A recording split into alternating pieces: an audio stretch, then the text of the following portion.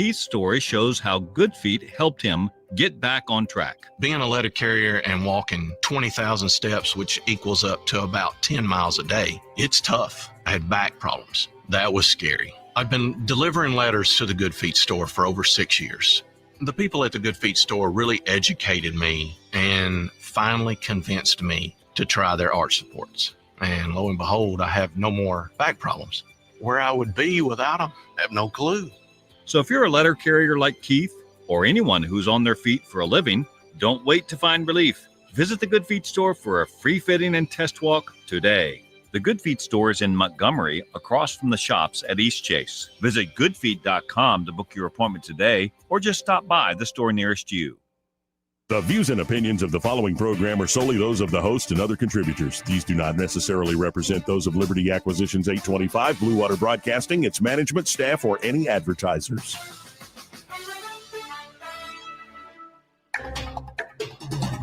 It's time for Montgomery's conversational radio show. It's News and Views on News Talk 93.1 FM. To join the conversation, call 272-9228.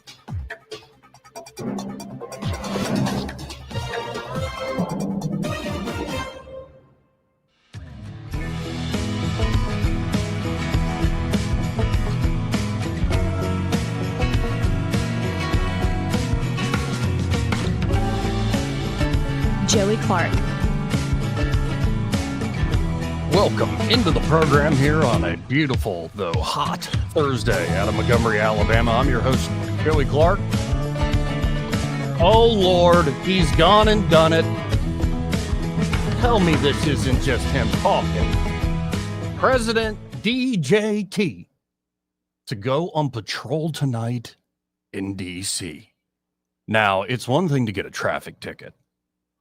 Another thing to just be stopped because you're driving erratically. But can you imagine as you pull over, whoop, whoop, and you see the lights? Oh, I hate that feeling, by the way. Byron Sheehy here in the studio with me. You hate that feeling? I don't know what you're talking about. Yeah, but just that's like that sink in your stomach. Like, even when you know you're not really up to something awful, it's like, yeah, you got a taillight out or headlights out or something. My immediate thought is, okay, this guy's really going to write me a ticket for going 7 miles over the speed limit. Right. Like, there's stuff like that where you're just unlucky. Yeah. You're the one who's caught. Everybody else is going that speed. But can you imagine being pulled over and the cop that walks up is President DJT? You were going 85 and a 70, Byron. I'd frame the copy. What do you have to say for yourself? I'd frame a copy of the ticket. Let's bring in Erica Thomas, 1819 News. Erica, you were going 20 miles over the speed limit. We need to see your ID. Yeah. I've actually never had a speeding ticket. Wow. Yeah, I'm 40 years old and I'm like scared to go too fast most of the time. So I'm just the one that everybody gets mad at because, you know, I'm going the speed limit. Maybe I'll go 5 miles an hour sometimes, but yeah, usually I just, you know, stay pretty good. So I don't really get pulled over. But Erica, I pulled you over because you were driving too slow. You're way too young. What are you, 29, 25? Like, you can't be doing that. I have been pulled over for going too slow before. Really? But it was on a dirt road, and I had just washed my Jeep. I didn't want to get it dirty.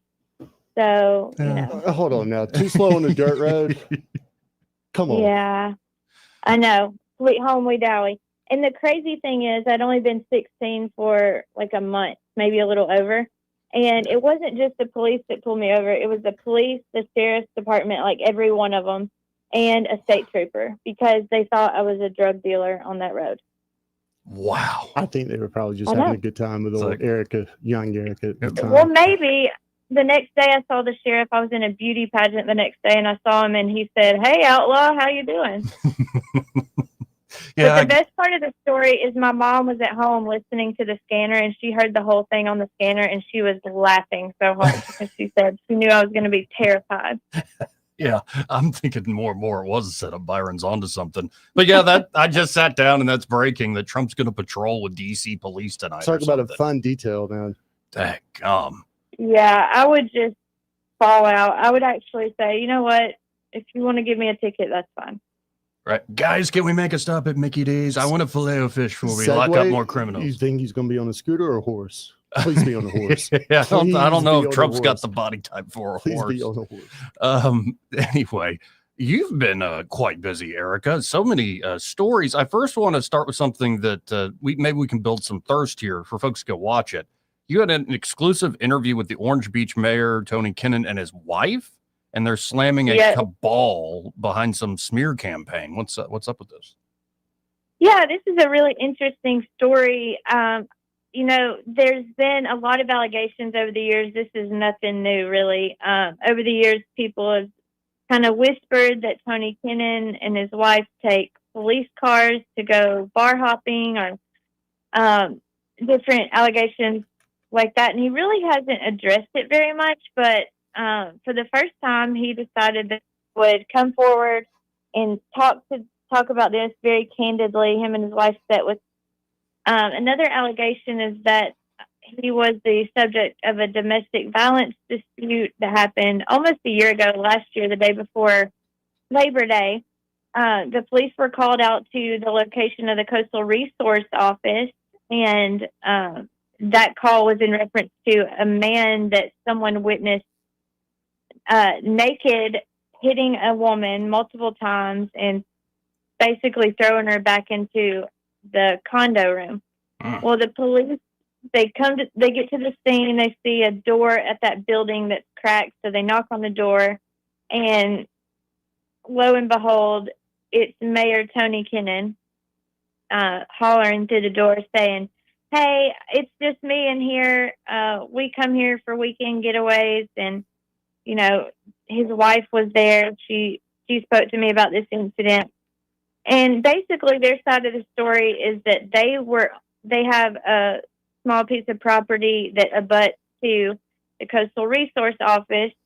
He had been working that day in the office, so they went to their property where they have a membership to a pool area, and they were swimming that evening. They came back to the Coastal Resource Office so he could gather his belongings and change clothes, and that's when the police came a knocking. And I will say there's several different properties around there. There's a bunch of different people. And the lady that called the police called from across the waterway at the Tiki Bar. And so it's really just kind of, who do you want to believe? What do you want to believe? There's no ironclad proof of anything happening, of any domestic violence incident occurring between the two. And they just really wanted to tell their story. And that's what they did. So I met with them, I spoke with them in great detail. It was very uncomfortable asking a woman in front of her husband if he had ever hit her before. I even had to ask him if they were swingers, because that's another rumor around there. It was very, very strange for me to sit in that room and ask those questions. But when I did, they reacted with, just very calm answers. Tony Kinnan is known for being kind of hot-headed and saying whatever he feels and what he thinks, which is really a characteristic that some people in Orange Beach appreciate, especially when it comes to important negotiations. But he never got heated at all in the midst of me asking all these questions. His wife sat and spoke just as much as he did about the allegations. And, I did the video so that people could see their body language and kind of make their own determination on what they thought, how they felt about these answers. Because I feel like a lot of times people can say things, but when you see how they're reacting, you can kind of read into their responses a little bit better. And so hopefully that video will help people come to their own conclusion, because we're less than a week away from the election. So, help me out with the old saying from these parts here. You could just be naked, but how do you say it if you're up to something? Naked? I was wondering, I'll have to watch the video here, Erica. Did you just ask with the starter? So were you naked or naked? What were you up to, sir? Yeah, he actually said that he did have bathing suit bottoms on. So from across the waterway at night, it might have appeared that he was naked. But he doesn't really think that it was him that they were calling in reference to. So who knows? Well, that's amazing. It's amazing you had to ask him. Are you all swingers? Why do you have an upside down pineapple outside your place? I'm just making things up, folks. I'm just making things up. It was awkward. Educated guess. Yes. So, again, folks, the headline is exclusive. Orange Beach Mayor Tony Kennon, wife slam cabal behind theatrical political smear campaign.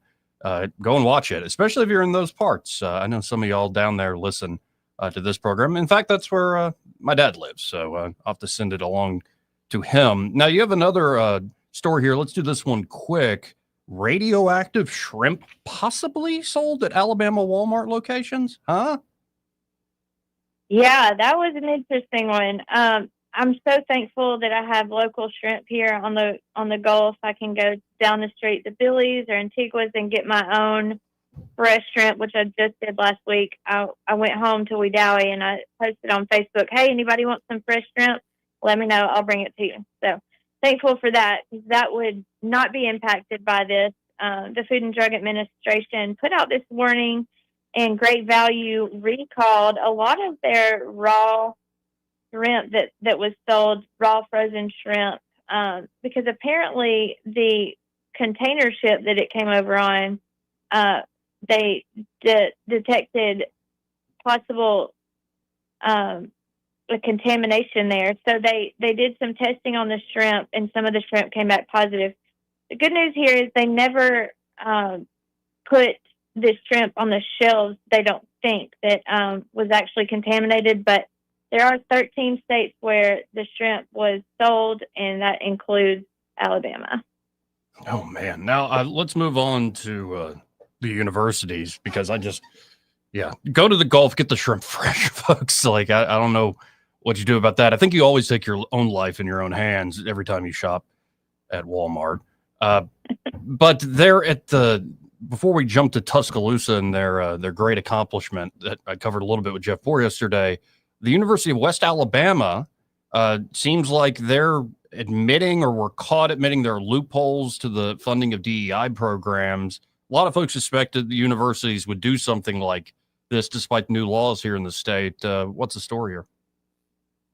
Yeah, so this really interesting organization called Accuracy in Media, they went, and it looks like they posed as doing a job interview, and the person that they were speaking to was the University of West Alabama's Dean of Students, Byron Setzer. And in that video, he admitted the school is searching for loopholes so they can fund DEI programming. Some people don't know DEI is diversity, equity, and inclusion. Don't want to include that, but last year the Alabama legislature passed a bill, and Governor Ivey signed it into law that ensures taxpayer resources are not funding DEI offices in public universities, schools, and agencies. So that would be against the law to use state funding for those programs. Well, in the video, Thetford says, we're working on some loopholes. We want to still have this position, just basically with a different title, which is kind of what we've uncovered in other universities, including the University of Alabama system, which, by the way, UWA is not a part of that system. Right. But yeah, it's interesting because the president of the school responded after the story published, saying that they're actually compliant with the law. So, it was a very blanket statement that I got from UWA, from President Todd Fritsch, but the video just shows that this is not the case. They're not being compliant. They're actually just trying to skirt the system. Yeah, and it's a shame, but it looks like they're now caught up. And I love reporting that gets these folks talking out of both sides of their mouth. We're like, yeah, something's going on with these fellas. Yeah, it's interesting, but we'll see. Now, Auburn just declared they're going to officially recognize 9 national championships now. I think 04 is definitely deserved. But then, Tuscaloosa can't let Auburn have its moment in the spotlight in the news cycle. Now they're bragging about being the second most dangerous college town in America. Come on. Yeah, it's shameful. Now, this was an interesting story because there was stats used to make this. They used the FBI uniform crime reporting system and local police department information to come up with this list. And it was wild that Tuscaloosa was ranked number 2 among the most dangerous college towns in the United States. I mean, you just would not believe this if you didn't see the details that a town in Alabama could be such a standout. Of course, Gainesville, Florida was number one. That didn't surprise me too much. I've always heard that there's quite a bit of crime as far as drugs. And they also did include alcohol-related incidents, which I would assume probably helped Tuscaloosa, rise through the ranks on that. Because if you've ever been on the Strip, there's just drunk college kids everywhere, and I'm sure that leads to some crime. Oh yeah, and late night games too. There's a vibe, like especially if it's a heated game and doesn't go well for one side. And yeah, you should probably go home unless you want to risk getting in some fight. That is so true. If you've never been to Tuscaloosa after an LSU game where LSU lost, you haven't lived on the dangerous side of the world. I was like pushed into an elevator one time after one of those games by an LSU fan, and I was so terrified. I mean, those LSU fans do not play.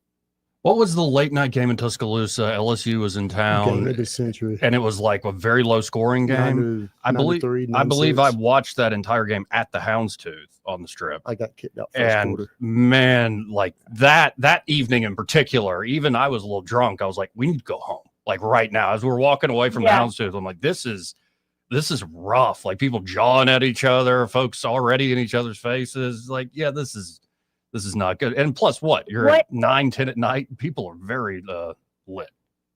Yeah. What year was that? 08, 09, maybe 11, somewhere in that range. That could have been the same year that I got pushed into the elevator. Probably was. It was billed as the game of the century. I think it was either 9-6 or 9-3. Yeah. It was brutal.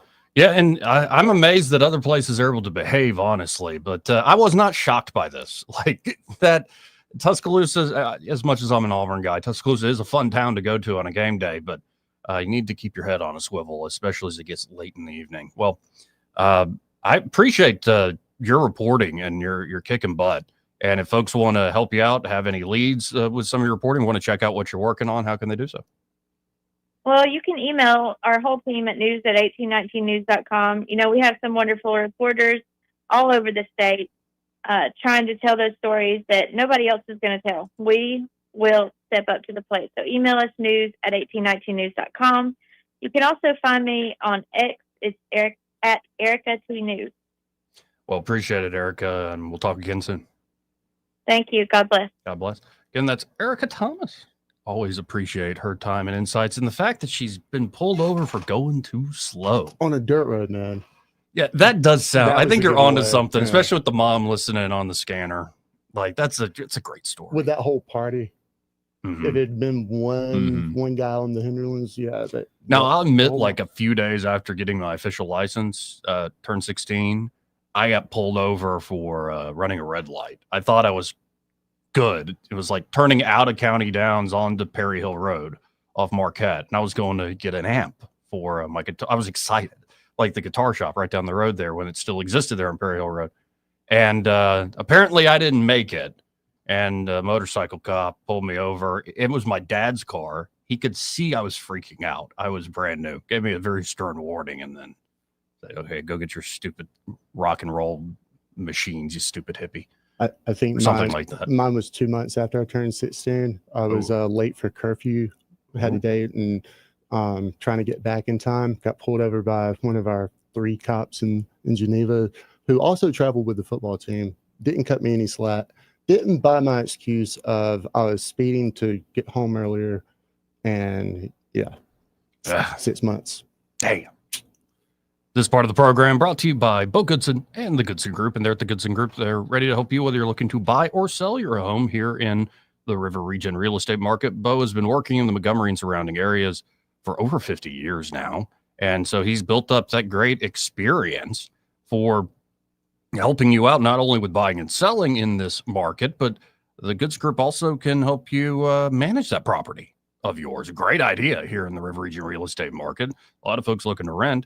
And so for a reasonable fee, why not have the Goodson Group handle that for you, manage that for you?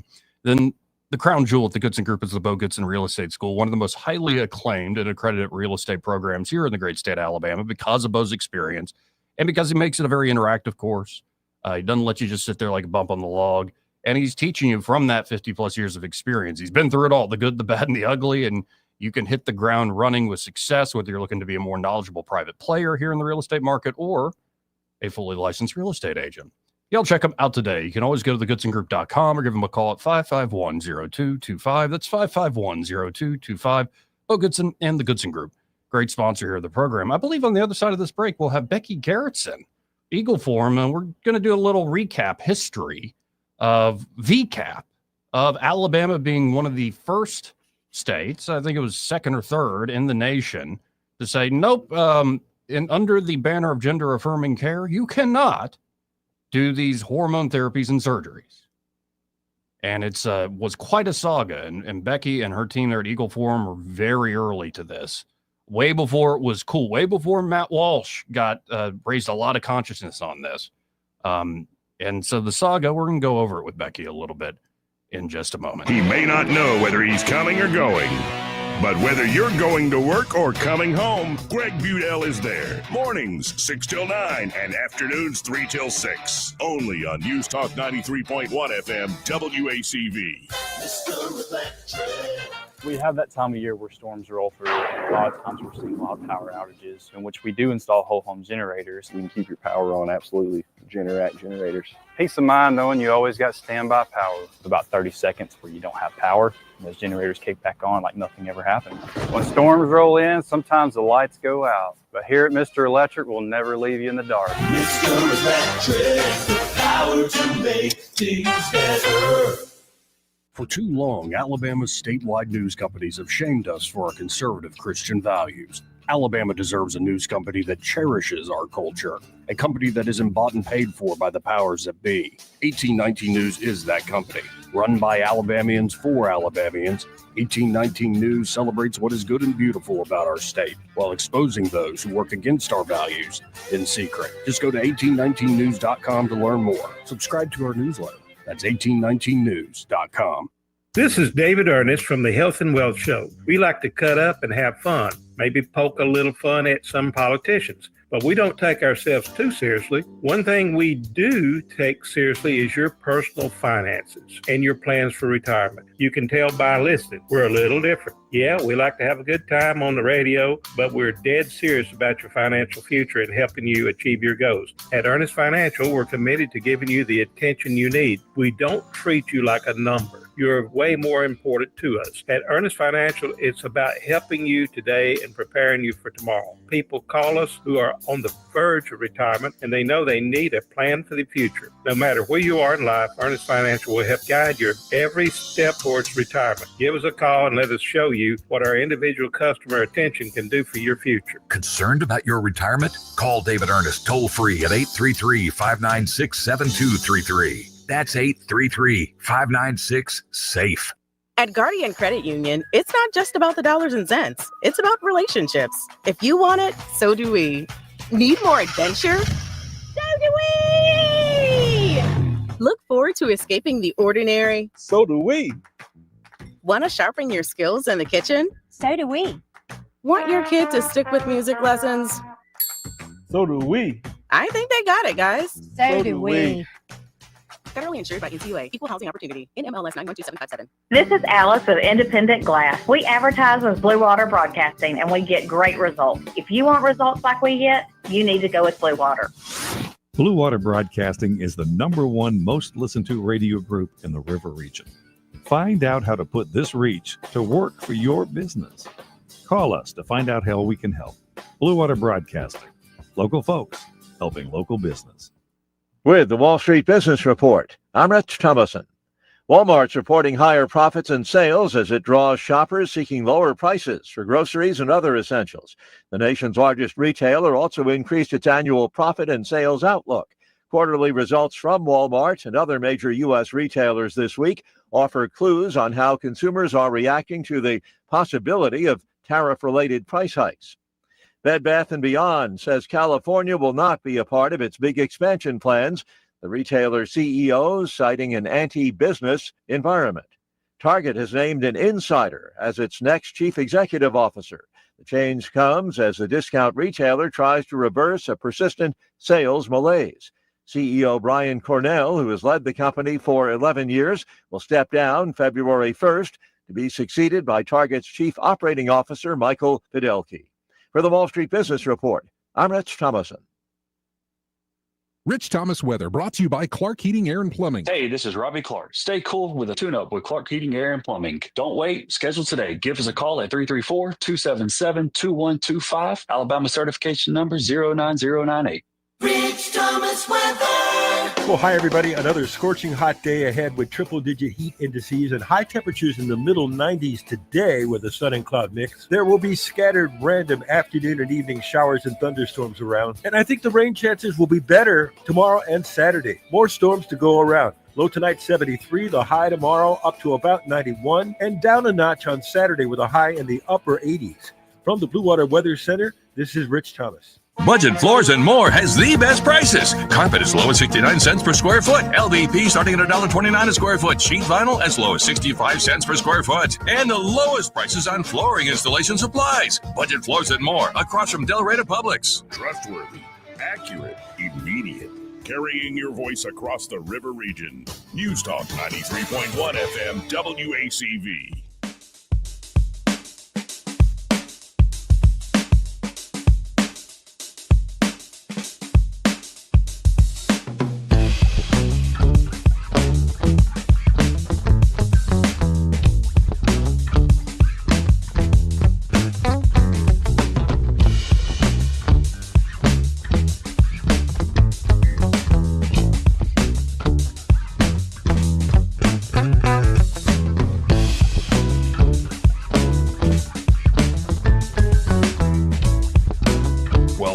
Folks. And as promised, here in the studio with me now, we have Becky Garrettson. Hey, Becky, good to see you. Hey, it's so good to be here. And nice to see you too, Byron. Good to see you too, Becky. Yes. So, old mates. We're old mates from way back when. Yeah, and this is kind of what I wanted to do, a little bit of history, because I'll just be straight up with the audience. I'm working on a magazine article for 1819, in particular on the victories, especially at this point looking back over the VCAP bill. But this begins a long time ago, which, 6 years ago? Even longer than that, but yeah. Yeah, so I'm wondering, for folks who don't know, though, VCAP is the bill that banned essentially the transgender surgeries and hormone therapies. Correct. So this didn't happen all of a sudden. It was a several-year battle, but I'm wondering, like, when did this issue first come across your radar? So, gosh, I was kind of looking that up last night so I could give you a good answer. And we have an Eagle Council, which is a big conference that happens every year. And in 2018, several of our speakers, we had some pediatricians that came in and spoke to us when we were in DC, talking about this issue. It had been on the radar a little bit even before that. Lots of articles written about it through Eagle Forum, but our speakers were really raising awareness. So this is way before COVID, and just talking about how dangerous these procedures were and irreversible, and how it's really a social contagion for most of these when you look at the percentage of how fast it has grown. So we actually started writing a bill in 2019. We didn't present it until 2020, but we asked Wes Allen and Shay Shelnut, hey, this is something we really need to get working on. And so what was the initial pushback? I guess because it was such a new issue that it just nobody was really. I remember when you first brought up, I was like, I don't even know about this. Exactly. At that time in 2018, especially, and even in early 2020, most people had never even heard of these kids trying to change their sex through drugs and surgeries. Right. So many, I should say, of the legislators were like, this isn't happening in Alabama. This isn't something we need to worry about. But we could see the trends happening. We knew this was a big deal. And let me just back up, because I think you're probably going to ask me this. We sat around in a room at the Southeast Law Institute with a draft of some really good legislation that we thought this is going to be good for Alabama. And we had pediatricians in there from Alabama. We had family counselors in there. We had parents, people that had come to us. We had some counselors that came to us before we finished with the bill that said, we are really concerned. There's a trend moving across the country that if you counsel someone who thinks they want to change their gender, we're worried that we're not going to be allowed to tell them how to be happy in their own body. Yeah. Okay. And so they were part of this conversation in getting this bill written as well, besides pediatricians and attorneys and the whole group. Well, and when you wrap your head around it, because as I've been researching into this, there's a weird tension in, say, the critics of the VCAP bill and the folks who are in favor of these sorts of treatments, and including the more extreme stuff like surgery. Like you could use they would say it's an identity in the same camp as, say, being gay. And you can look at history when being homosexual was pathologized. It was, yes. And we need these medical treatments and we need these other things. And so the irony here is, in the name of affirming these folks, you're kind of treating them like gay folks in the 70s by putting the way to solve your psychological issue, whatever that might be, is a life-altering surgery that can't be reversed at all. Right. Well, and the other side of that is you look at anorexia, for example, and if someone, they're clearly, maybe they're even emaciated, they're not fat, but they come to the counselor and they say, look, I am so overweight. The counselor is not going to say, well, you need to go have bypass surgery.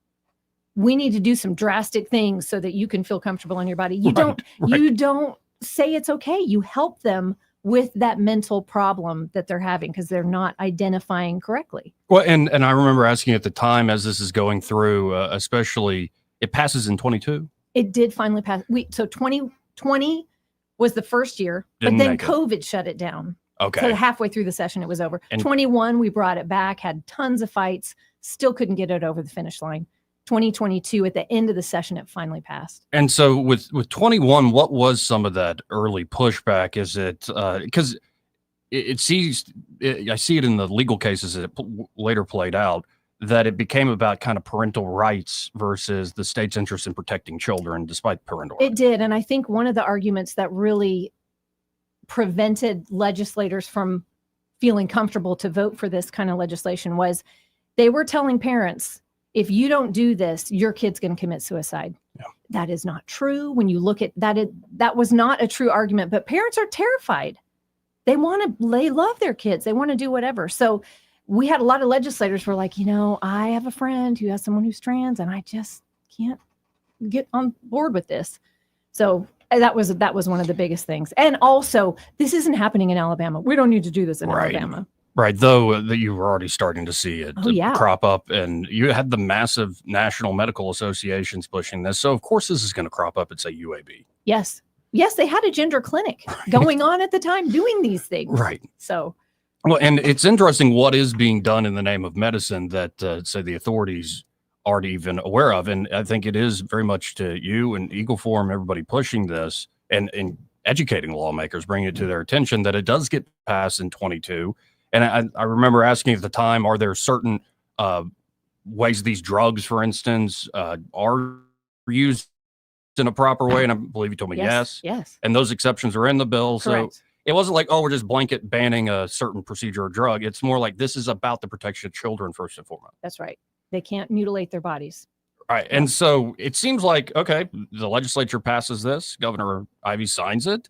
And then, of course, here comes the court cases, the legal cases.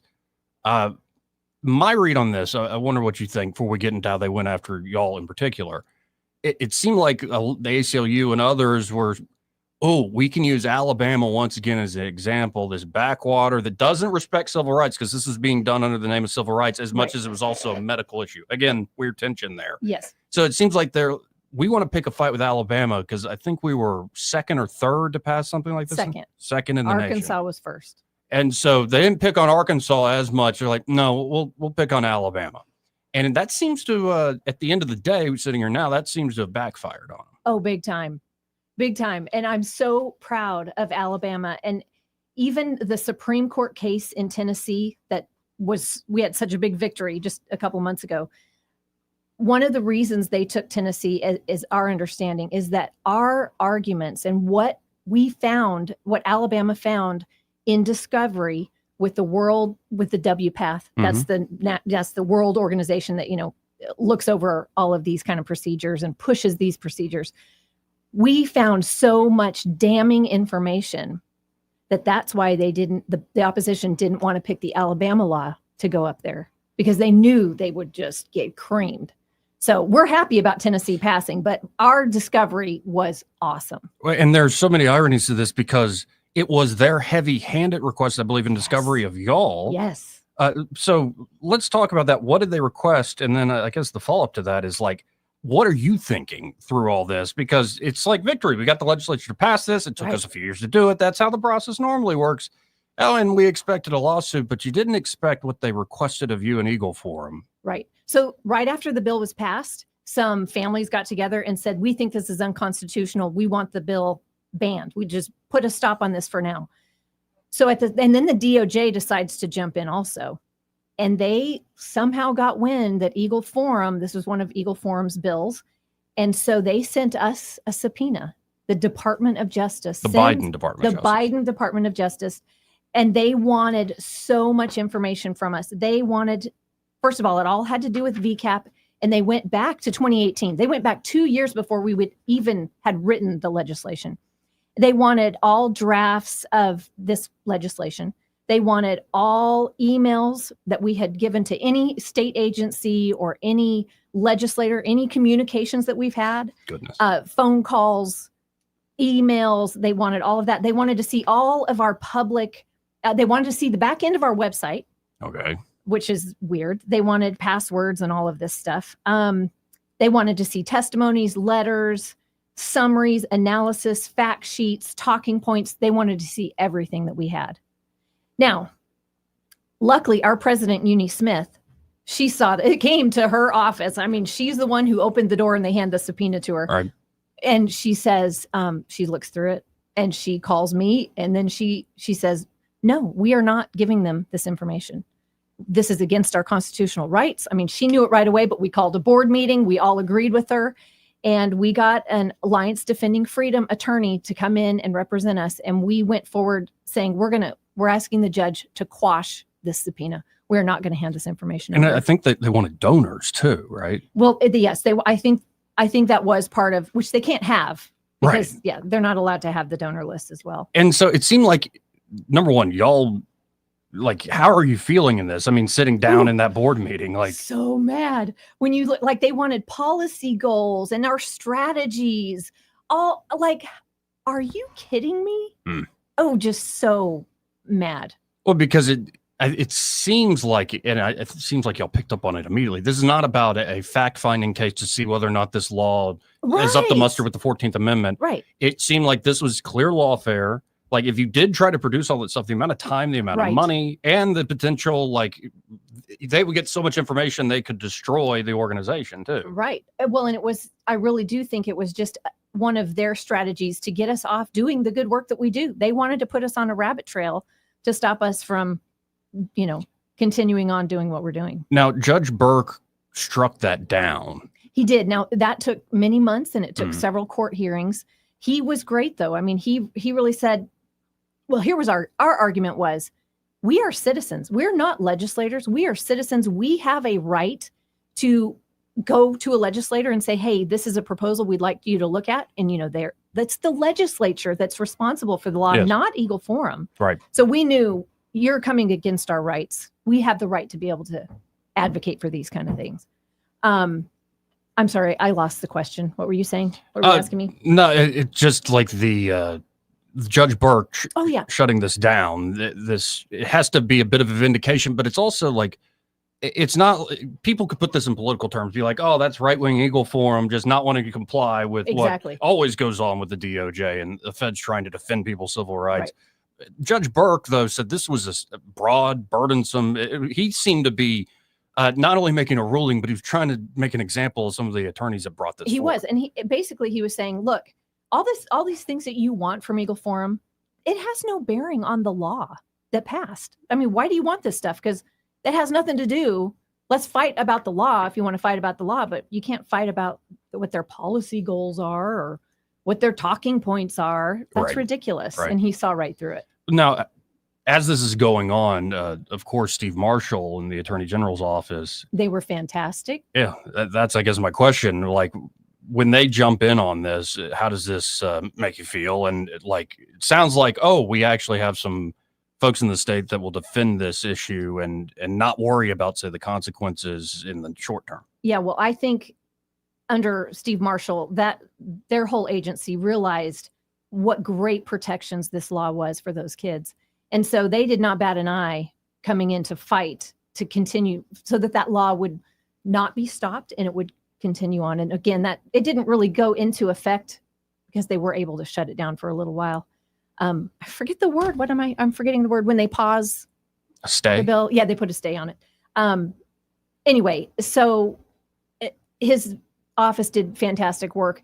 And then their discovery, like I said earlier, what they were able to dig up and find that the W path was like making up stuff out of chat rooms. They were on these weirdo child abusive websites trying to come up with these policies that they wanted. I mean, it was not medical science at all what they were doing. And I believe, and that is the irony of this, they were trying to destroy you all through discovery and lawfare, and through fairly normal discovery, the Attorney General's office is able to find what you just mentioned about WPATH, but also I believe at the time Richard, but went by Rachel Levine. They always said the first openly transgender admiral in America. I'm like, what? Nimitz was in the closet or something? Like, what is this? It's just weird language. But Rachel Levine, I think everybody remembers this person. Like Yes. that there was communication between Rachel Levine at Health and Human Services with WPATH, because WPATH at least had been somewhat reasonable. Be like, yeah, we should have age restrictions, like the age of majority, for instance, on like these surgeries. And you had the Admiral Levine saying, could y'all take that out? It's Yeah. hurting our political cause. Right. Oh, yeah. It was so political. And you can tell when you see those emails they had back and forth and the text messages back and forth that, again, it was not based on science. And yet, like, even finding all this stuff, and it feels like the momentum's going strong. Like, it wasn't until just a few months ago that this is finally resolved. So what is it like kind of in that limbo period of like, we know we're on the right side of this. We think we're doing the morally right thing. We think the law is sound. We think we have actually the science now backing us up. What was that sort of waiting period like as you're watching the larger arguments with other states jumping in, maybe Matt Walsh's documentary coming out, these sorts of things? Yeah, no, there was a lot of great stuff. Let me tell you, behind the scenes, and I mean this seriously, there was a lot of prayer. The kids are being hurt. We would have young adults come to us and say, please don't let this happen to anybody else. I wish I wouldn't have done this. What was I thinking? I wish these parents, or I wish these adults would not have pushed me this way. So we were really praying in the background to please, Lord, let them enact this law so that we can save these kids.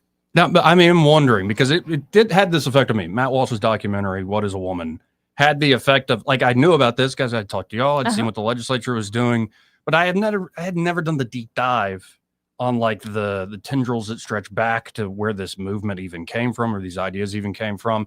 And then I thought what was most powerful were the testimonies of folks who either had detransitioned, or there's the one woman who had done all sorts of surgeries that just gets you in tears. It starts as like a funny haha documentary, and you're like, this is monstrosity here. But I'd imagine there's going to be a lot of folks around you like me who knew about it, kind of agree with you, but then now are coming going, oh my God, I didn't know. Yeah. Well, and I think now there is a real movement that seems to be there. We're seeing a lot more detransitioners. Once these kids get to be about 25, 26, their brains are fully grown now. They can realize, oh my gosh, I really wasn't a boy in a girl's body. I really was a girl. I do like boys. You know, so much of this was driven by social media. Right. I hate to say it. Not all of it. There are children who really do truly suffer with gender dysphoria. Of course. Yeah. And that it, even as a young child who aren't exposed to social media. So, I mean, I'm not dismissing that all kids are just faking it, or they're just, impacted by social media. There are real cases, but overall we're seeing so many of them were just lied to. You mentioned it earlier, social contagion. I think it's Abigail Schreier who noticed that as long as this has been a diagnosis, gender dysphoria, it was often young boys who presented it at a very young age, and it didn't go away after 5, 6, 7 years. And then the more modern trend, as you start to see the uptick in identifying as transgender, Yes. or young girls. Right. And it's often young girls who are the first hit by any sort of social contagion. And so like that suggests, oh, this is being driven by a political agenda, a cultural agenda. And it gets back to that irony, that tension I mentioned in the beginning. It's like, is this a civil rights issue of recognizing an identity? Like you're adding to it, like the whole list of protected classes? Or is this a medical issue that must be treated in a certain way? Like, and so I think it leads to the ironies. I believe I heard Steve Marshall mention this when he was talking to Brian Dawson the other day, that he had somebody who came to him and said, "Oh, I realized I was a gay man."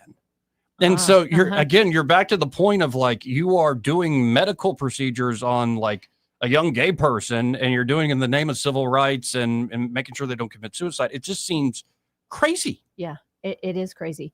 And, you know, just backing up a minute to the social contagion and the females, we saw such a huge explosion during the COVID shutdown. When everybody went online, we had an explosion of the amount of kids that were getting into this. And imagine we did have Chloe Cole testify. Oh, yes.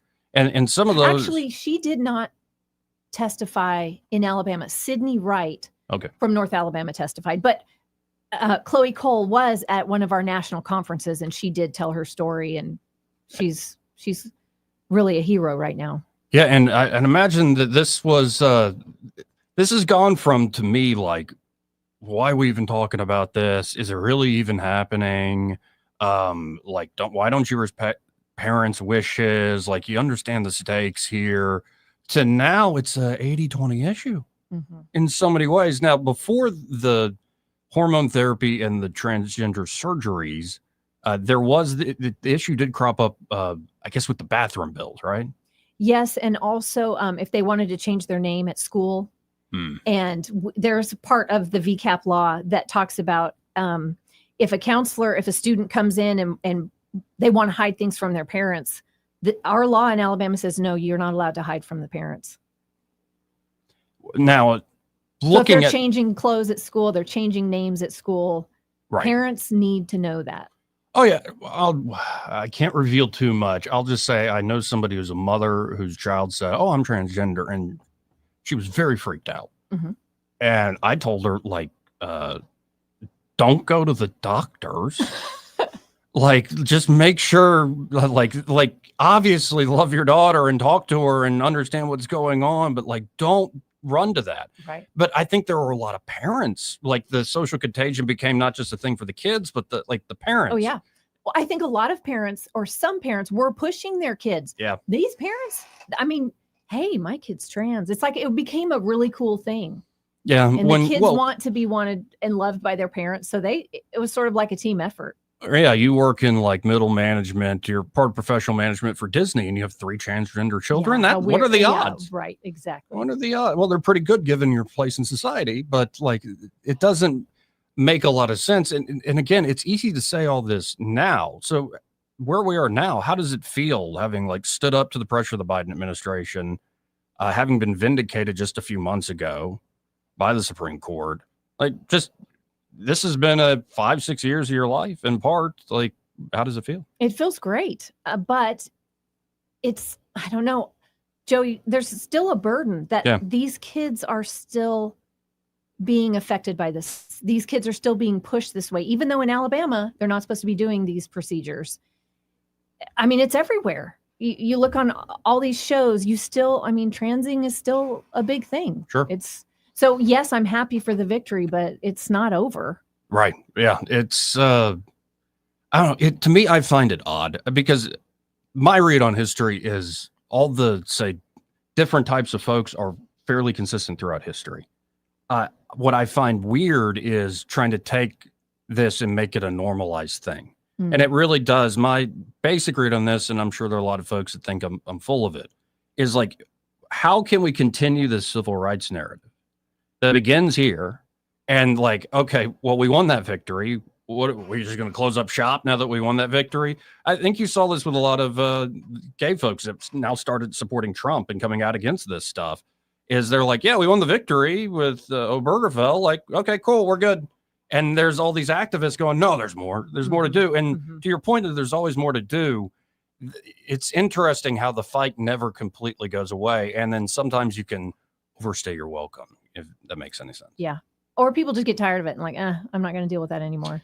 Yeah. Well, and as much as it's a very serious issue, I feel for parents in that situation. I'd imagine were there anybody, parents, folks that maybe started as critics or opponents or whatever, disagreement on this, and you get to know people and you realize, oh, wow, we actually really are on the same page. Yeah. And we had some parents that would be very, I love my kid and I'm going to support them, whatever they want to do.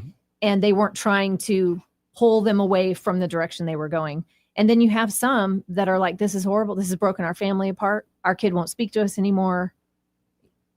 You know, he's gone to live with somebody else in the family because he hates us because we don't agree with what he's doing.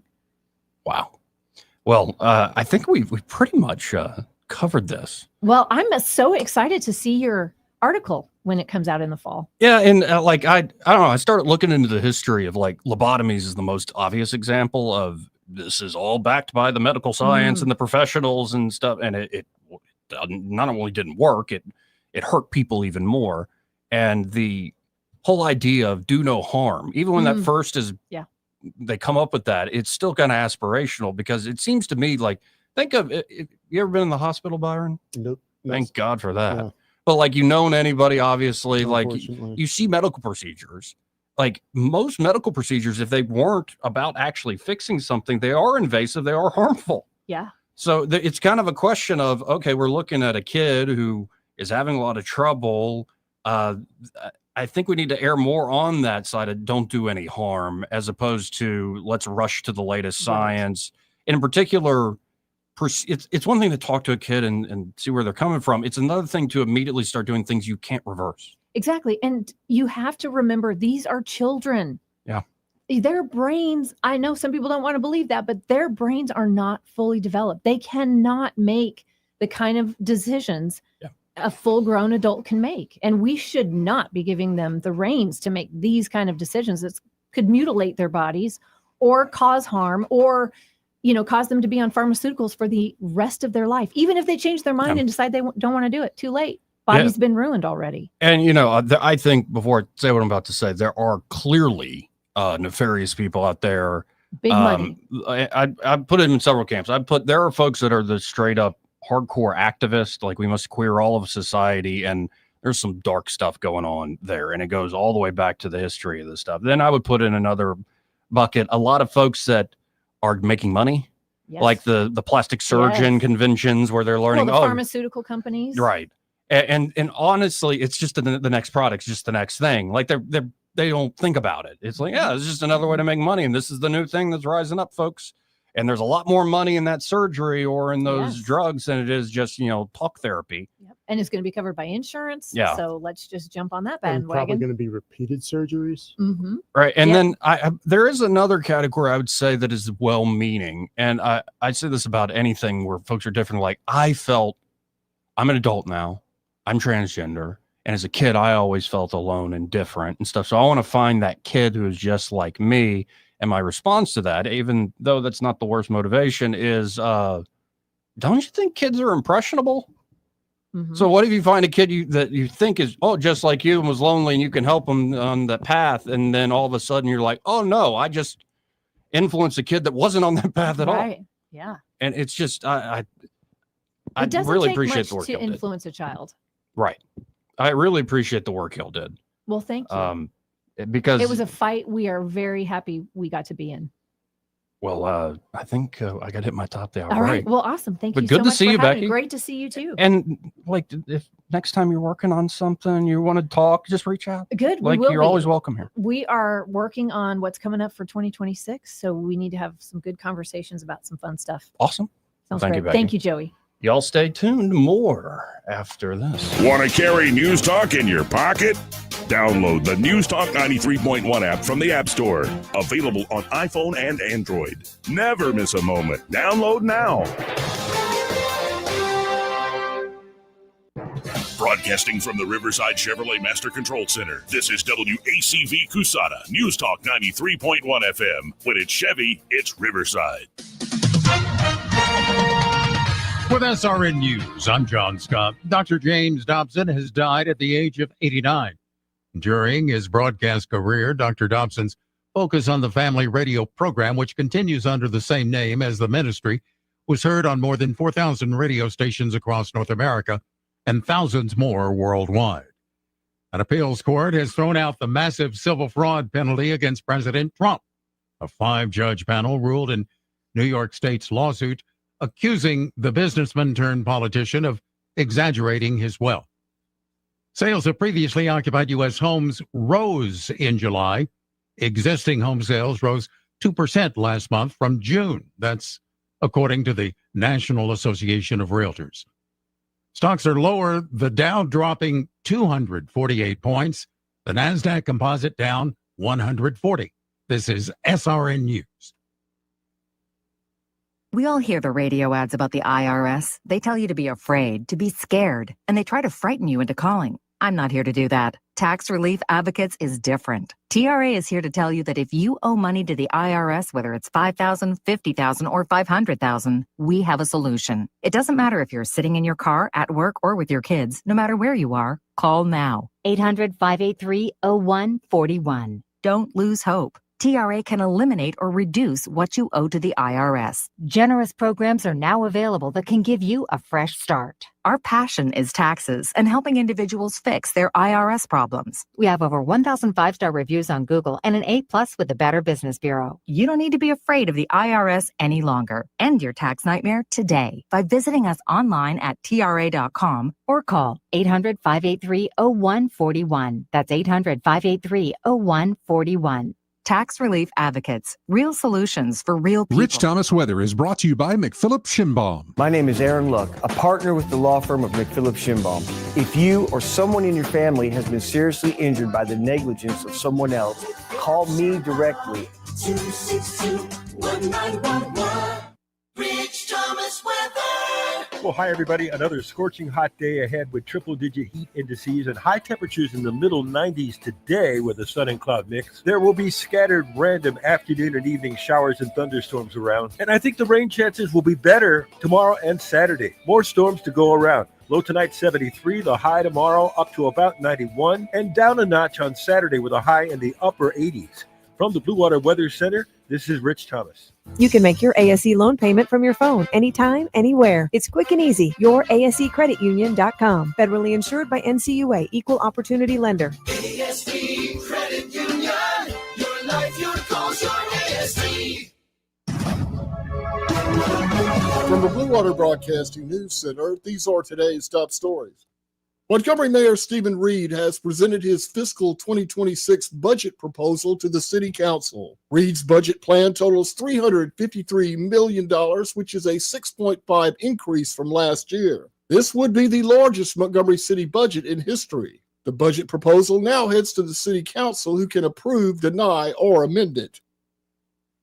A Montgomery Public High School has been ranked first in the state by U.S. News and World Report. Loveless Academic Magnet Program High School placed number 1 out of 297 Alabama high schools ranked on several key metrics. Loveless also ranked number 30 overall in the nation.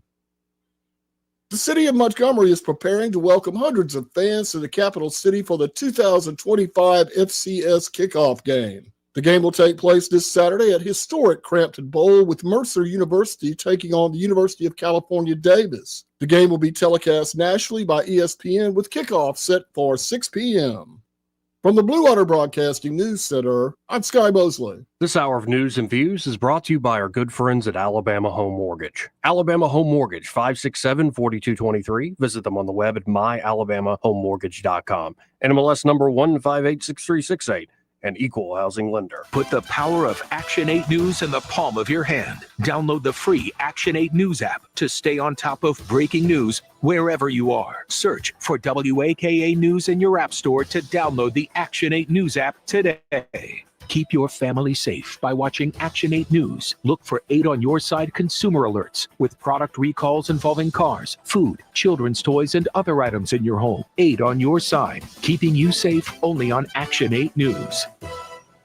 I'm Jim Smith with Adams Drugs, and what our customers say about our business is the most important advertising tool. I'm here with Ronnie Taunton, who is a longtime customer of Adams Drugs, moved away for 3 years, and came back to town recently. Ronnie, how easy was it to move your business back to Adams Drugs? Jim, it was very easy. All we did was make a phone call to the store in Prattville. That's where we live now, and they took it from there, and I didn't do anything else. What has your overall experience been like here at Adams Drugs? Well, we are glad to be back with Adams. We've had quite an experience in some towns we lived in, and they have great service. You can tell that the employees are glad to be there to serve you, and I couldn't ask for any more. Whatever formula the Vinson family has, they need to keep it in a safe place because it's certainly working. Come into any of our 12 Adams Drugs locations. Visit us at adamsdrugs.net to find the location nearest you. Adams Drugs is your independently owned Health Mart pharmacy. Health Mart, taking the time to listen and care. The views and opinions of the following program are solely those of the host and other contributors. These do not necessarily represent those of Liberty Acquisitions 825, Blue Water Broadcasting, its management, staff, or any advertisers.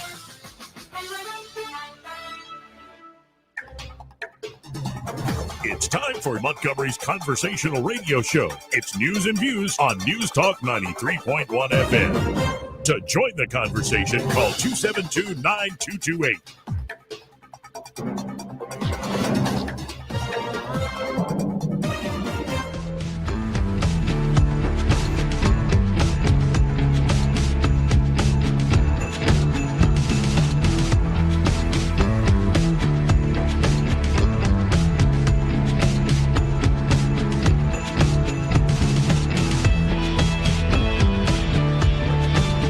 Joey Clark. Welcome back. Again, Trump saying he'll help patrol D.C. tonight. I'd be tempted to go out and get myself in trouble, just get pulled over, man. Get pulled over by the president? Yeah. Man, the president ain't playing anymore. He's on the beat. Hang out around the Mickey D's immediately by 1600 and hope for the best. And also, Trump had another big victory. The left tried everything, but I'm still standing. Better than I ever been. Acting like a true survivor. Like, y'all like Elton John, right? But Trump, the case that the AG of New York brought against him, Letitia James, like a $500 million judgment, something like that. Yeah, it was just thrown out. How is she not thrown out? I know. Trump wrote a long Truth Social. Should I read it? Please do. Total victory in the fake New York State Attorney General Letitia James case. It's so long, I'm not going to do the whole voice the whole time, but I greatly respect the fact that the court had the courage to throw out this unlawful and disgraceful decision that was hurting business all throughout New York State. Others were afraid to do business there. The amount, including interest and penalties, was over $550 million. It was a political witch hunt in a business sense, the likes of which no one has ever seen before. This was a case of election interference by the city and state trying to show illegally that I did things that were wrong when in fact everything I did was absolutely correct and even perfect. Perfect is in all caps. Every single dollar was thrown out, even the penalties imposed on us by the corrupt judge, one of the most overturned in history, Arthur Engeron. I wasn't given a jury, and during the course of the trial, which lasted a long time, was not given one ruling in my favor by this political hack, but worse than him, if that's possible, was Letitia James, a corrupt and incompetent attorney general who only brought this case in order to hurt me politically. She is a Trump deranged lunatic. They made me bond the outrageous sum, which never happened before, and which cost me millions of dollars a month. It should have never been allowed to happen, and everyone knew it. Importantly, the vote was 5-0. I am so honored by Justice David Friedman's great words of wisdom, which should be read by everyone. I would also like to thank the court for having the courage to make this decision, which is already going down as one of the worst business persecutions in the history of the country. Sadly, there are other cases against me that are equally disgraceful, including those headed up by corrupt judges. like one Mershon, whose daughter collected millions of dollars in fees from crooked Joe Biden and Kamala Harris, while her father shockingly refused to recuse himself from a vicious and corrupt trial, which is also under appeal, one in which every legal pundit in New York said there was no case. Even editorial boards said, do not do this.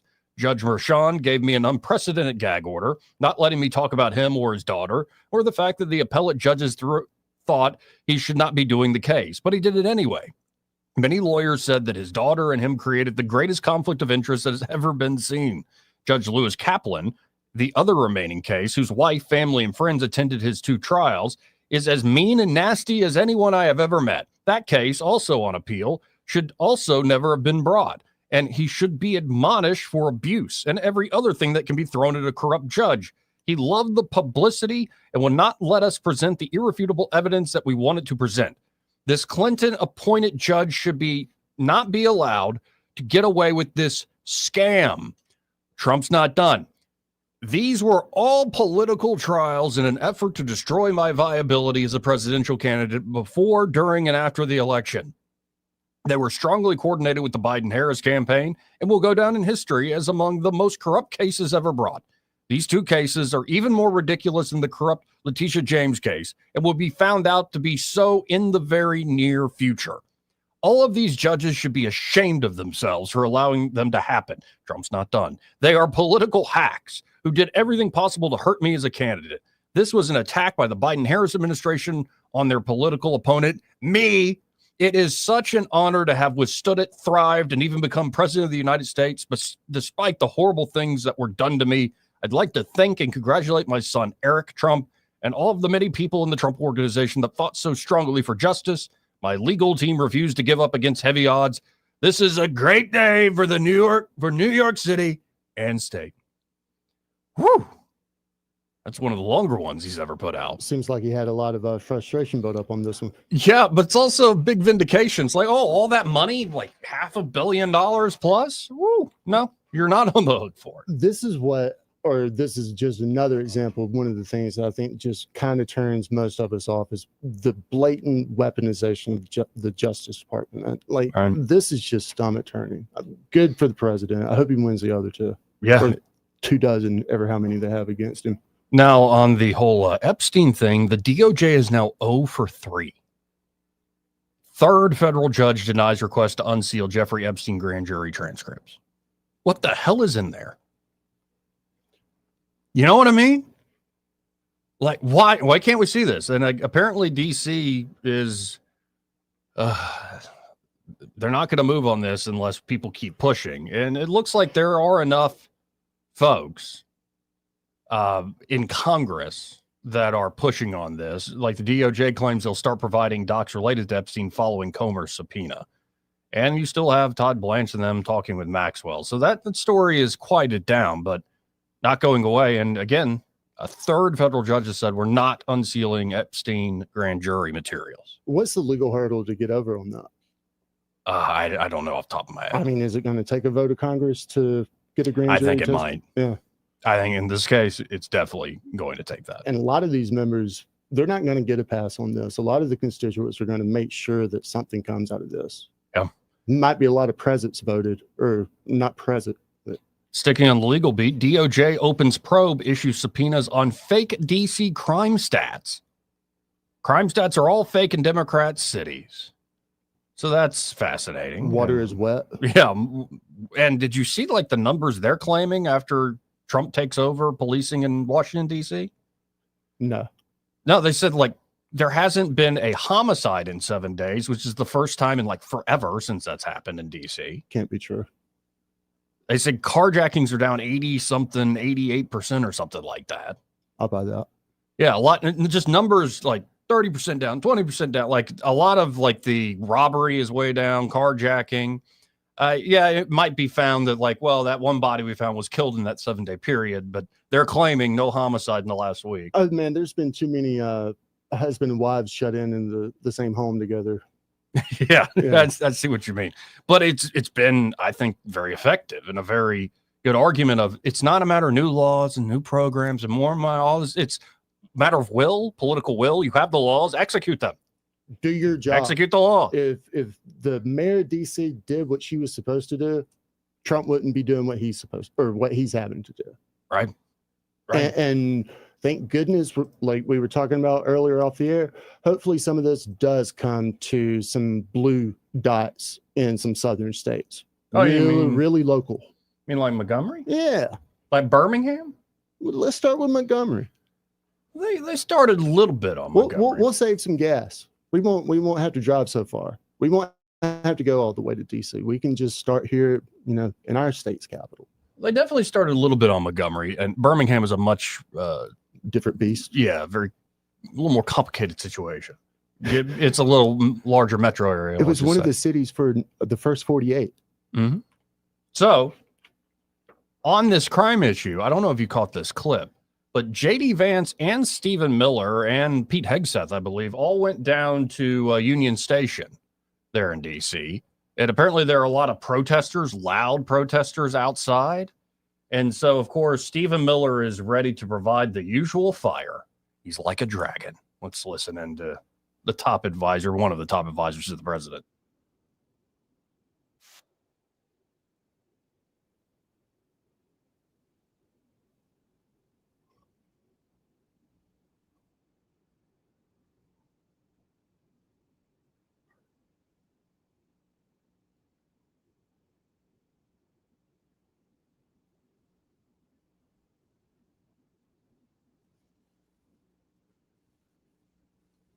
The killers, the rapists, the drug dealers. And I'm glad they're here today.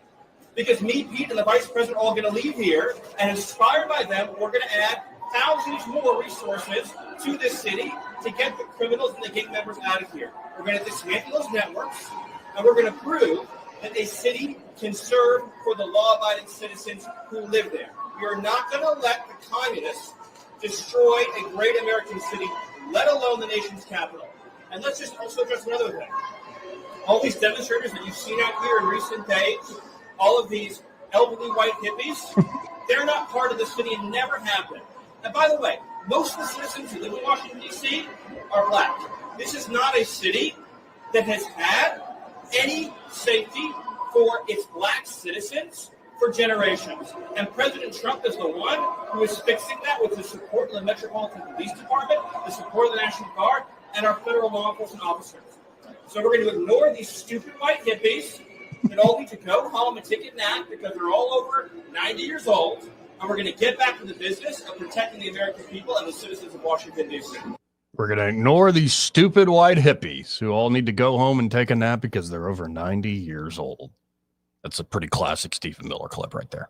I'd be willing to bet that group wasn't that old. I bet you it's more of those young blue hairs that we're often seeing. Mm-hmm. If you smoke enough pot, you start looking way old, way too young.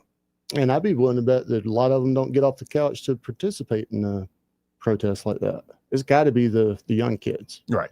But then, of course, you can hear the stoners out there going, but what about Michael Phelps? He smoked a lot of pot. I'm like, yeah, like you can smoke pot and not be a loser. But like a lot of y'all, you can easily fall into loserdom if you smoke too much. There's maybe like a handful. The Ben and Jerry's people, a few people in Joe Rogan.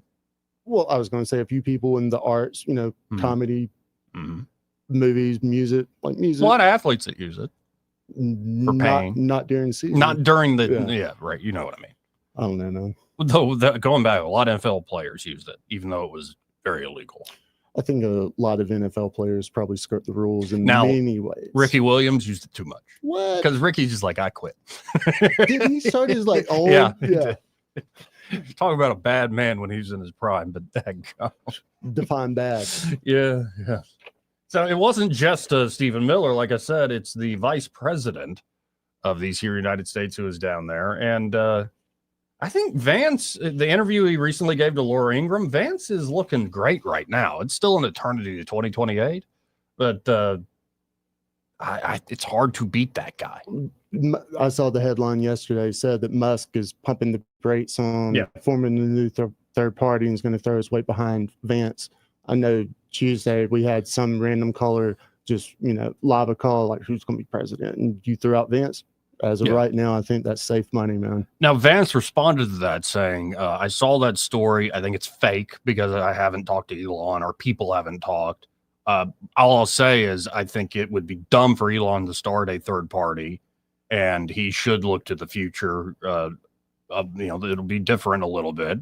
But right now, the left already thinks you're a right-winger, man, because you believe in closing the border, because you believe in so many things that we agree with, and you threw your support behind Trump in 24 and what your website's all about. Don't alienate us. So it's sort of Vance publicly saying, hey, don't be an idiot, Elon.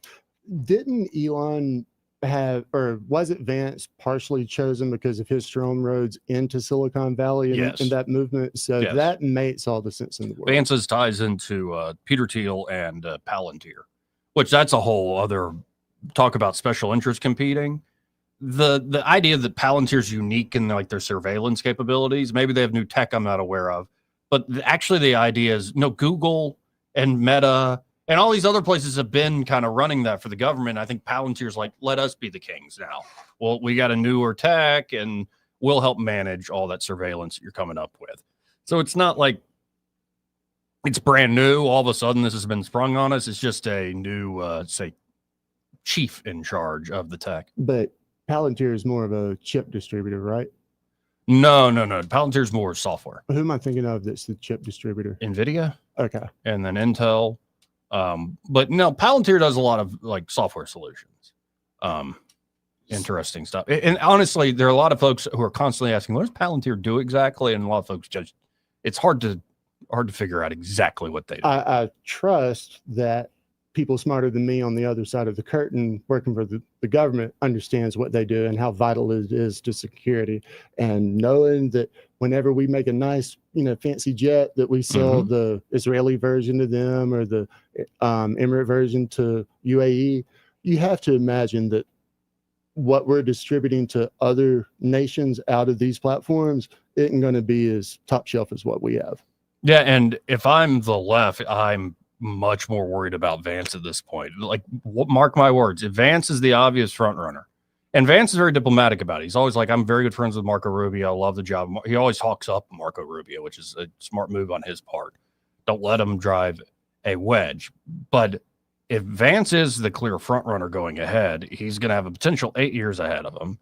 He's young. I think he is much more agile with the latest technology and some of the latest trends. And this idea that you're going to paint him as out of touch with the everyman, well, a Hollywood movie was literally made about his life. His life is in many ways the epitome of the forgotten men and women that Trump ran to support. It's amazing Vance got out of there. If you read Hillbilly Elegy or watch the Ron Howard movie, it's remarkable that he got out of there. Not only gets out of there, gets to Yale, and then not just goes to Yale, rises to the top, goes into venture capital, is part of this whole Peter Thiel and folks, is a never Trumper, says some of the nastiest stuff about Trump. And then all of a sudden, Trump picks him as his running mate. And so you have to wonder what this guy has skills for days and days and days. I have long said, I think his one potential downside is one of his strengths. I think he's so smart. It might be that if he misfires, he's going to come across as condescending, arrogant, all the stuff that's off-putting. And of course, a little bit of that goes a long way. I mean, you kind of want your guy to be a little feisty like Trump is. But if he misfires on that stuff, that he needs to watch that aspect of his personality. He's going to misfire. I mean, that's just, you can't have that much content out there and not. But if the resume is impeccable. He is the embodiment of the American dream. Take his skin color out of it. Close your eyes and tell the story that you just told. Any different ethnicity, I mean, there would be multiple books written about this guy. He really does, I think, present a very natural bridge to the Republican Party moving forward. Real quick, Becky Gertson want to make a correction to something she said. That when the subpoena asking for passwords from the DOJ, that was actually when Obama's DOJ went after the Wetumpka Tea Party. It wasn't the VCAP subpoena. So she misspoke. Got two wires crossed there. Honestly, she's been attacked by the DOJ several times. I can't believe. When you got multiple Democrat presidential administrations coming after you, you're doing something right. And it's easy to get a little confused from time to time. Want to just bring that correction before I play this clip of the vice president as we talk him up. This part of the program brought to you by Pest Pro Services, and they're at Pest Pro. Ashley and that great team are ready to help you with any and all of your pest control needs. Could be you just need local folks that can provide basic pest control protection. They can do that for you. Maybe you want folks that can come out, treat the yard for, fleas and ticks and fire ants. They can do that for you. Treat the yard for mosquitoes. Protect your house and inspect your house for termites. They can do that. They can do it all. Whatever you need. They're great local folks again. So when you spend your money with Pest Pro, it's staying here in the local community. You can always learn more about them at ppsriverregion.com or just search for Pest Pro Services on the Book of Faces. They have a very active Facebook page. You can learn a lot about the pest control world, but of course, they're also highlighting local athletics, giving back to great local charitable causes, nonprofits. Really, again, these are folks you want to work with, and they get the job done very, very well. You can always call them at 265-9990. That's 265-9990. When you want to know, call a pro, Pest Pro Services, and be sure to tell Ashley and that great team that Joey, that fellow on the radio, sent you. So here's the vice president right next to Stephen Miller. I think this is after Miller talked about all the old hippies need to go home and take a nap. Let's listen in. Why are troops stationed here at Union Station on the National Mall instead of areas in D.C. where crime is statistically highest? Well, if you've ever been to Union Station in the last few years with your family, you know that crime is actually extremely high right here in Union Station. You have vagrants, you have drug addicts, you have the chronically homeless, you have the mentally ill who harass, who threaten violence, who attack families, and they've done it for far too long. This should be a monument to American greatness. This should be a place where you can come and share a meal or go shopping with your family. It should not be a place where parents of small children are afraid to bring them because, to Stephen's point, we have empowered criminals over the people who actually need public safety in the city. So I think Union Station is a great example of what's possible when you actually have the political willpower to bring law and order and common decency back to the public spaces of the United States of America. So many Americans live in cities. They occupy these spaces. They know how unsafe they are, and they would love to be able to just live their life in places like Union Station without violent criminals making it impossible. We have changed so much in 9 days, and I thought it important to highlight how great of a space this could be, how easy it could be to actually enjoy something like Union Station if you just had politicians who stopped prioritizing violent criminals over the public citizens who deserve public safety in their own communities. Now, the messaging there is one thing. See that box like right below them? I think that's a bunch of hamburgers.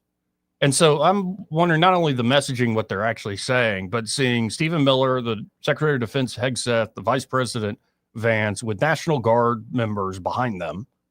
And we wanted to check the place out, but he goes on in another part of this to say, we wanted to have lunch with him.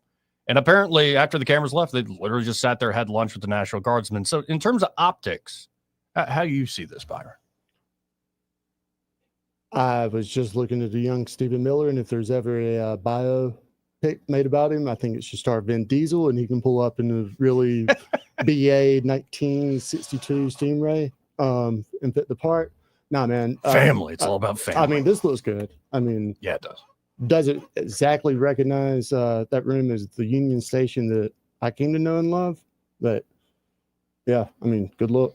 Yeah, it's not staged. It's just like, no, we showed up and the press are there. And like, I guess it's a little staged with the National Guard members standing there. And the protesters provides a certain je ne sais quoi on the back end. Yeah, you can hear them in the background. And I do like how the word hippie's coming back. Because to me, it's a little ironic. It's a little funny. And I think it is a jab at the older boomers that were the hippies that then went into academia and business and stuff, put suits on. And I like the jab. If I'm going to jab someone personally, I want it to be someone that's going to jab back. The old Ben and Jerry's hippies aren't the crew that I think is going to jab back. Like, I mean, if you're going to do it, you want to get a little tread out of it. Fair enough. That's fair. We got to hit a break here. But first, this part of the program brought to you by James Cole and Cole Plumbing. And they're at Cole Plumbing, James and the team are ready to help you with any and all of your plumbing needs. Could be you've got a drippy faucet or a toilet that just keeps on running. You don't know how to fix it. Or it could be your drain is clogged in the kitchen or something like that. If you pour like a cap of Drano down there and it doesn't work, don't pour the whole bottle. You're just destroying your pipes. You're just destroying your garbage disposal. Cole Plumbing can fix it for you the right way. And of course, if you have an issue that's major, like a major water leak inside or outside the home, or say a gas line leak, they can help you with that with minimal discomfort to you in your home. They're not going to tear up a bunch of drywall, dig up a huge hole in your yard. No, they can do it with precision and expertise. So y'all check them out today. Save that number for Cole Plumbing, 279-8919. That's 279-8919. And just remember, folks, when you have trouble with your bowl, call on Cole. We'll be right back. He may not know whether he's coming or going, but whether you're going to work or coming home, Greg Budell is there. Mornings, 6 till 9, and afternoons, 3 till 6. Only on News Talk 93.1 FM, WACV. Hi, this is Bo Goodson with the Goodson Group with your Real Estate Minute. So far this year, over 2,600 homes have sold and closed in the River region. 55% of these homes sold in 60 days or less, and sellers are receiving close to 98% of listed price. Over the last year, average prices in the River region have increased over 10% from last year. We do have more inventory now to show buyers before they purchase. There are homes in all price ranges available for buyers interested in moving. As a seller, it's a great time to sell through a realtor and gain access to many buyers, not just one or two. If you are a buyer, having more homes to pick from give you better choices before you buy. Our market is now more balanced between a buyer and seller market than we've seen since 2019. Get the facts, see the inventory, get a great local lender to help you, and an agent that's going to look after your interests. For all the facts, call Bo Goodson from the Goodson Group, 221-2883 or 551-0225. What's your biggest investment? More than likely, it's your home. So treat it that way when you hire a painting contractor. At PBS Painting, there are no gimmicks, no $99 specials. Just quality painting and someone who treats your home with the same respect that you do. At PBS Painting, we have been painting for years and look forward to many more years to come. With PBS Painting, the job gets prepped properly, whether it's cleaning, scraping, or priming. We always use quality products, which is a must for a quality paint job.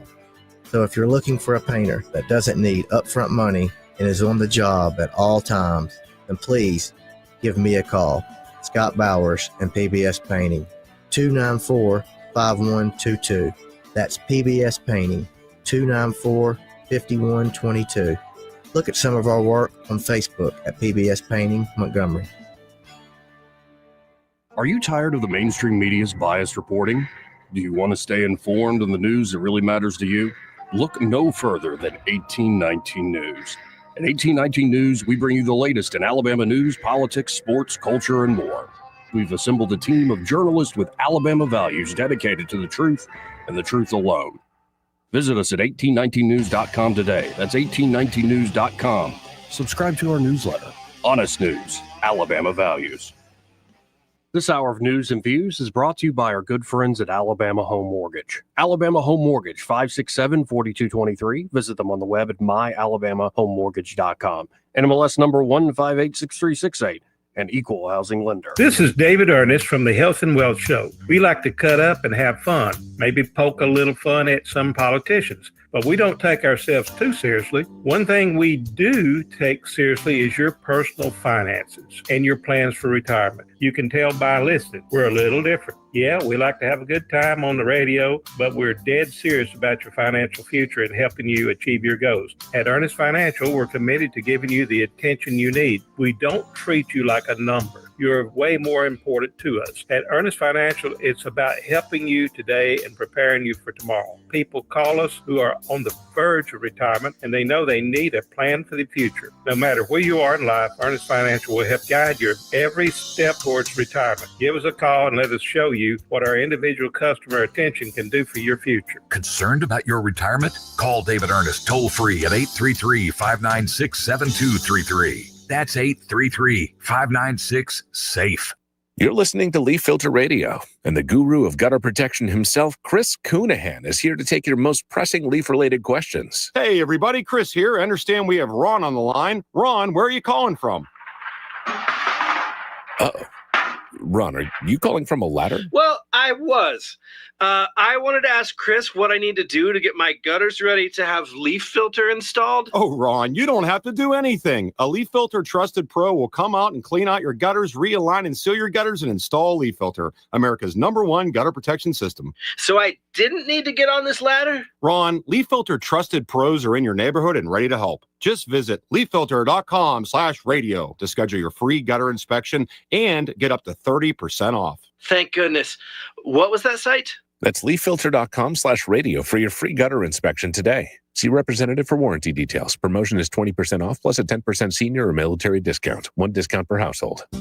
Hi, I'm Jane Ray, account executive with Blue Water Broadcasting. Why should you advertise with us?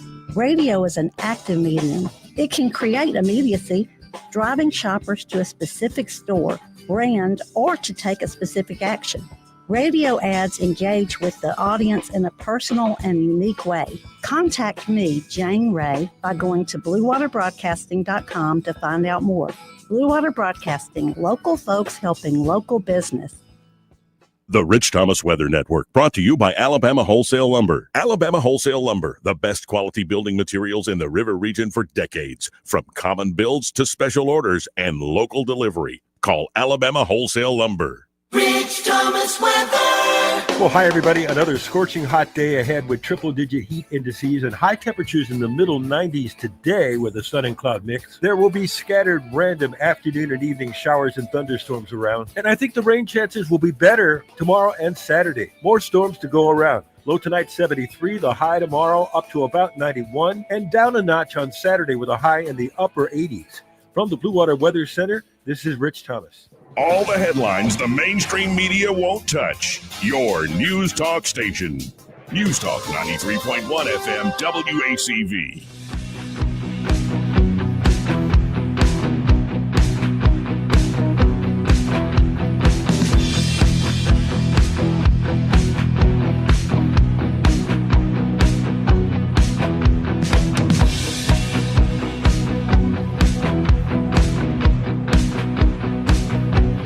Joey Clark.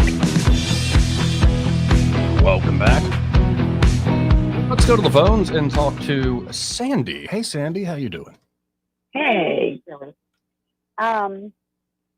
My daughter that Greg knows very well and loves very much lived in Manhattan for 13 years, and trips up there and going into Grand Central Station was more than fun.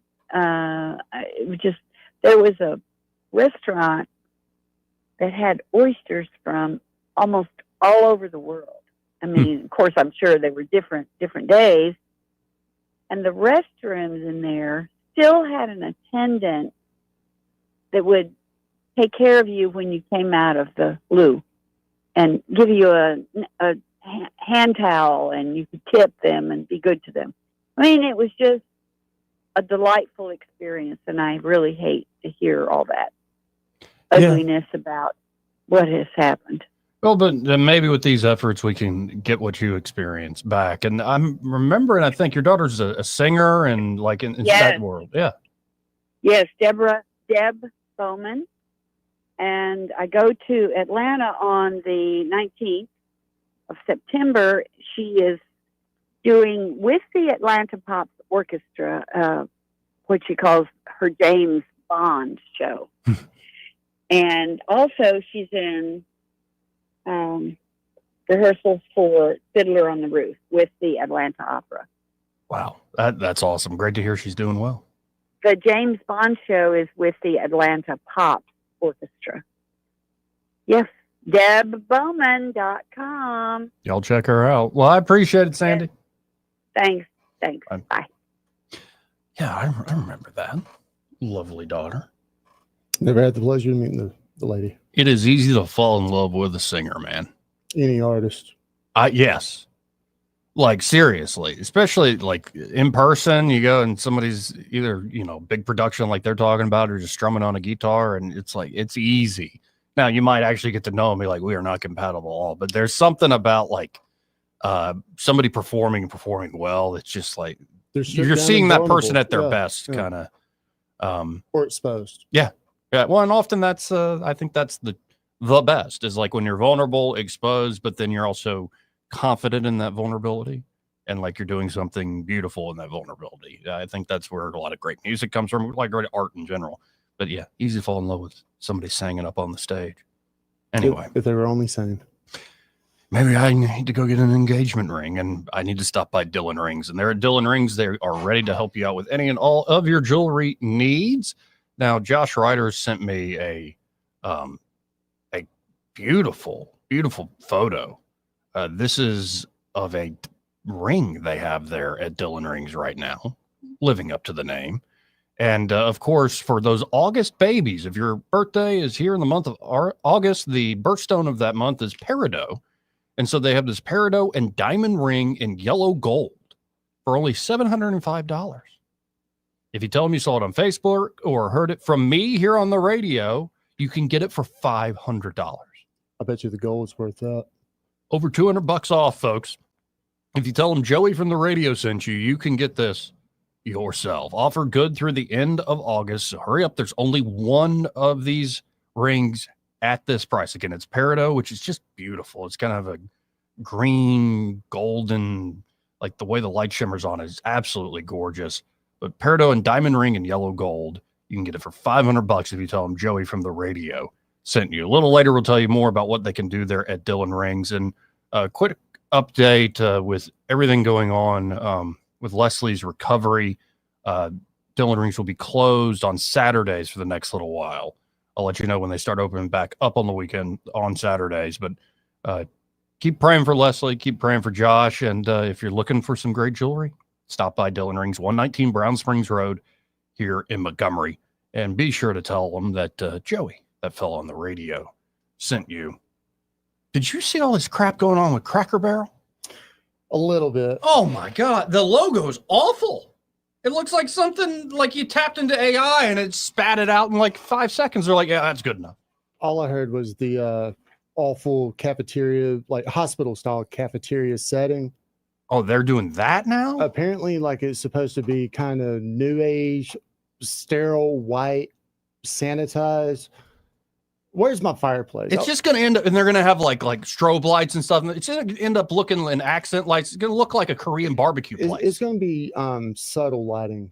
It can't be too harsh on people. There's nothing wrong with Korean barbecue. Don't get me wrong, but you know what I'm talking about.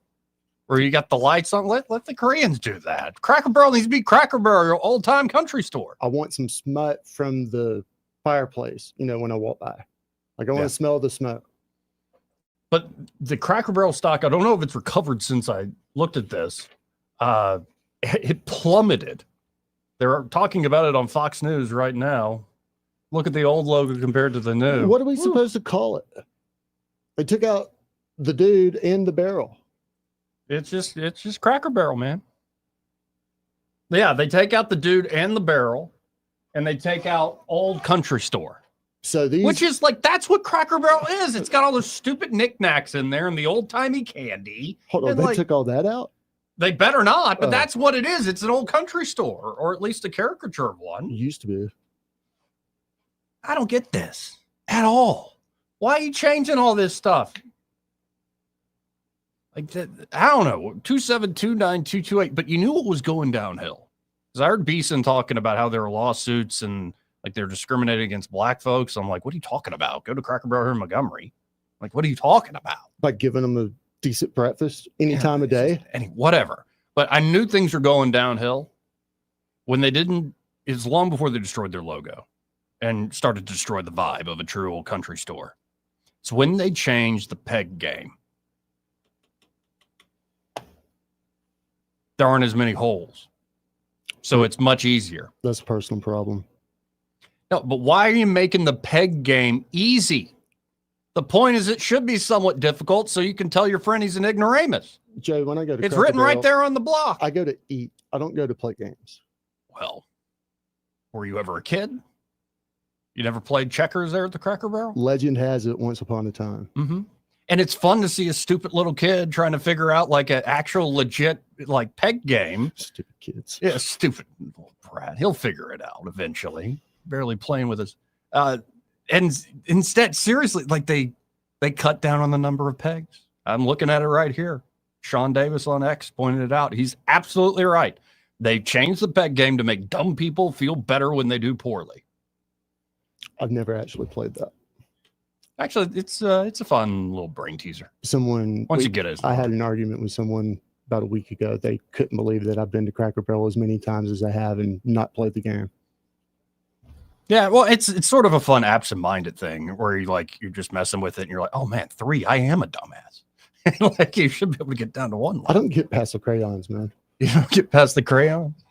But yeah, that's just like talk about. Maybe they recover because the food's good, but like I think this is dumb. They're changing the culture of this place, It's man. dumb This on their is no. And honestly, I can't remember the last time I've been to Cracker Barrel, and this does not make me want to go back. We should go before they change it. Yeah, and well, now it's kind of out of the way, and I'd much rather go to like Smokehouse Pit Barbecue or like a local spot instead of a franchise. You know what I mean? Like get some real cooking. Yeah, from real folks. Yeah, with real values. Right. I'd much prefer Smokehouse. I'd go to a Chappie's breakfast or Cracker Barrel all day. Yeah. Like, what are they even doing over there? Though it is hard to beat those pancakes and when the little syrup bottles come out and they're warm. No, you had me at Chappie's. Yeah. Well, I got to get you by Smokehouse to try those cheese grits, man. Let's go. Let's go to line 1. You're on there. Who's this? Oh, it's just me, Joey.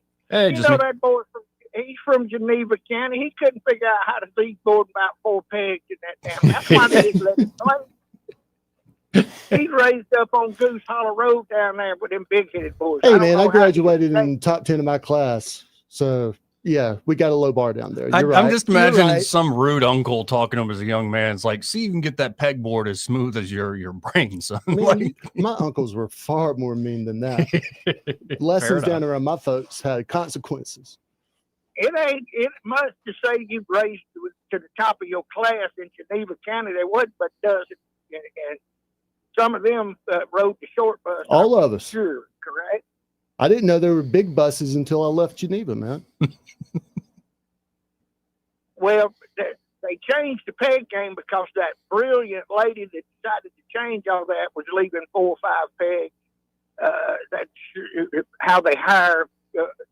I don't think she'll be there long.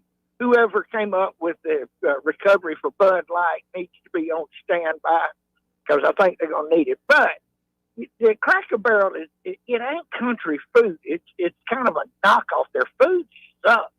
They really should work on making better groceries, and then we won't give a damn what color the walls are painted. yeah, exactly right. Just get the food right. We're good. I got to have something comfortable to sit on. If I want to sit on an aluminum bench, I'll go, to the stadium or something. Well, their biscuits were awful. I mean, because they show up at 5:30 and not 3:30. Never tried a pancake, but I mean, any imbecile can make a pancake. They take Aunt Jemima. Oh, I'm sorry, it ain't Aunt Jemima no more.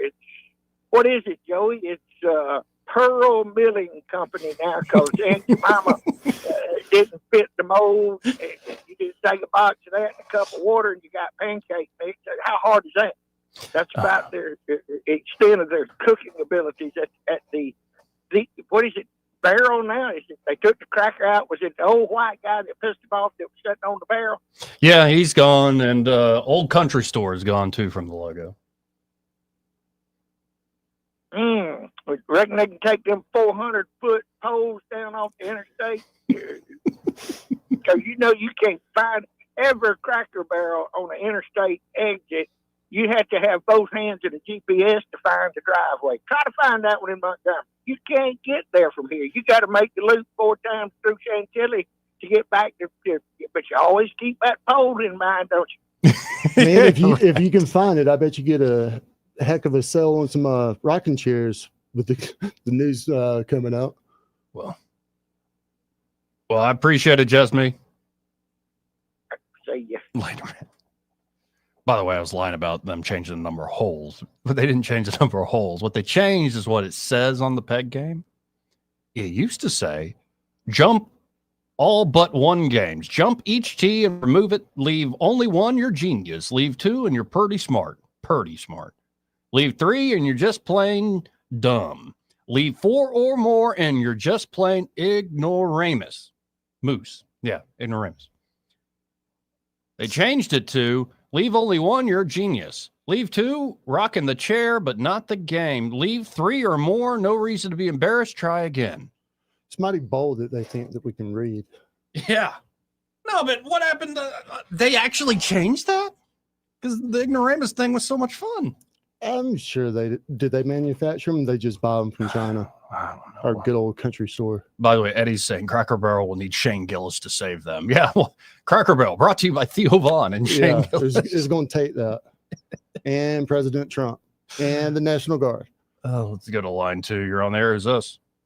Good afternoon, Joey. This is Babs. Hey, Babs. I haven't been calling in much. I've been listening. But I had to call in today. I love Cracker Barrel. My family loves Cracker Barrel. There are millions of people that love Cracker Barrel. They have the best pancakes I've ever eaten. Excuse me. And their bacon and their sausage. And I love their biscuits and their blackberry jelly and our blackberry jam and their apple butter. And you can go from here to there, wherever it might be, and you're pretty much going to have the same menu, whatever Cracker Barrel you go to. Maybe some of them might be a little bit questionable, but I've never had a bad meal at Cracker Barrel. Yeah, I have good memories of the food. I just got out of the habit of, I had always liked the food. I've just got out of the habit of going over there. Well, the reason we like it so much, especially on Sunday after church, you can go there and have breakfast. Right. I haven't been to Smokehouse for breakfast because I don't eat breakfast generally in the morning. I'm old and retired, but that's one of the best things about it. You can get breakfast any time of the day or night. So I hate Cracker Barrel's getting a bad name for their food because I think it's good. I just hate they're changing it. I don't understand why these companies that are doing a great business, and you very seldom go to Cracker Barrel that it's not full, and they're going to mess it up. But anyway, I just had to call in and give my opinion. I think Cracker Barrel was great. I hope it stays that way. Appreciate it, Babs. Love you guys. Love you Have too. a great day. Thanks, Joey. Bye. I wonder how much of this is them looking at sort of the demographics and seeing that their traditional customer base is getting a little longer in the tooth, and most of the younger kids nowadays are getting stuff delivered and all that sort of stuff. Looking at it, could have just been a formatting thing. Like with all the digital ad space and stuff that you got to fill out now, you want your logo to be fairly standard. Whereas, the old school one is a little sprawling as a logo. It's kind of all over the place. Whereas the Cracker Barrel, as they've now changed it to, is just, that's all it is, just a barrel of crackers. If any digital firm or anything had a problem with that, you're working with the wrong crew. I mean, that's not difficult.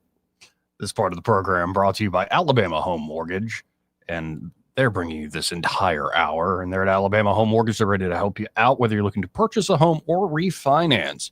Maybe you're not certain about buying a new place, but you've been thinking about it.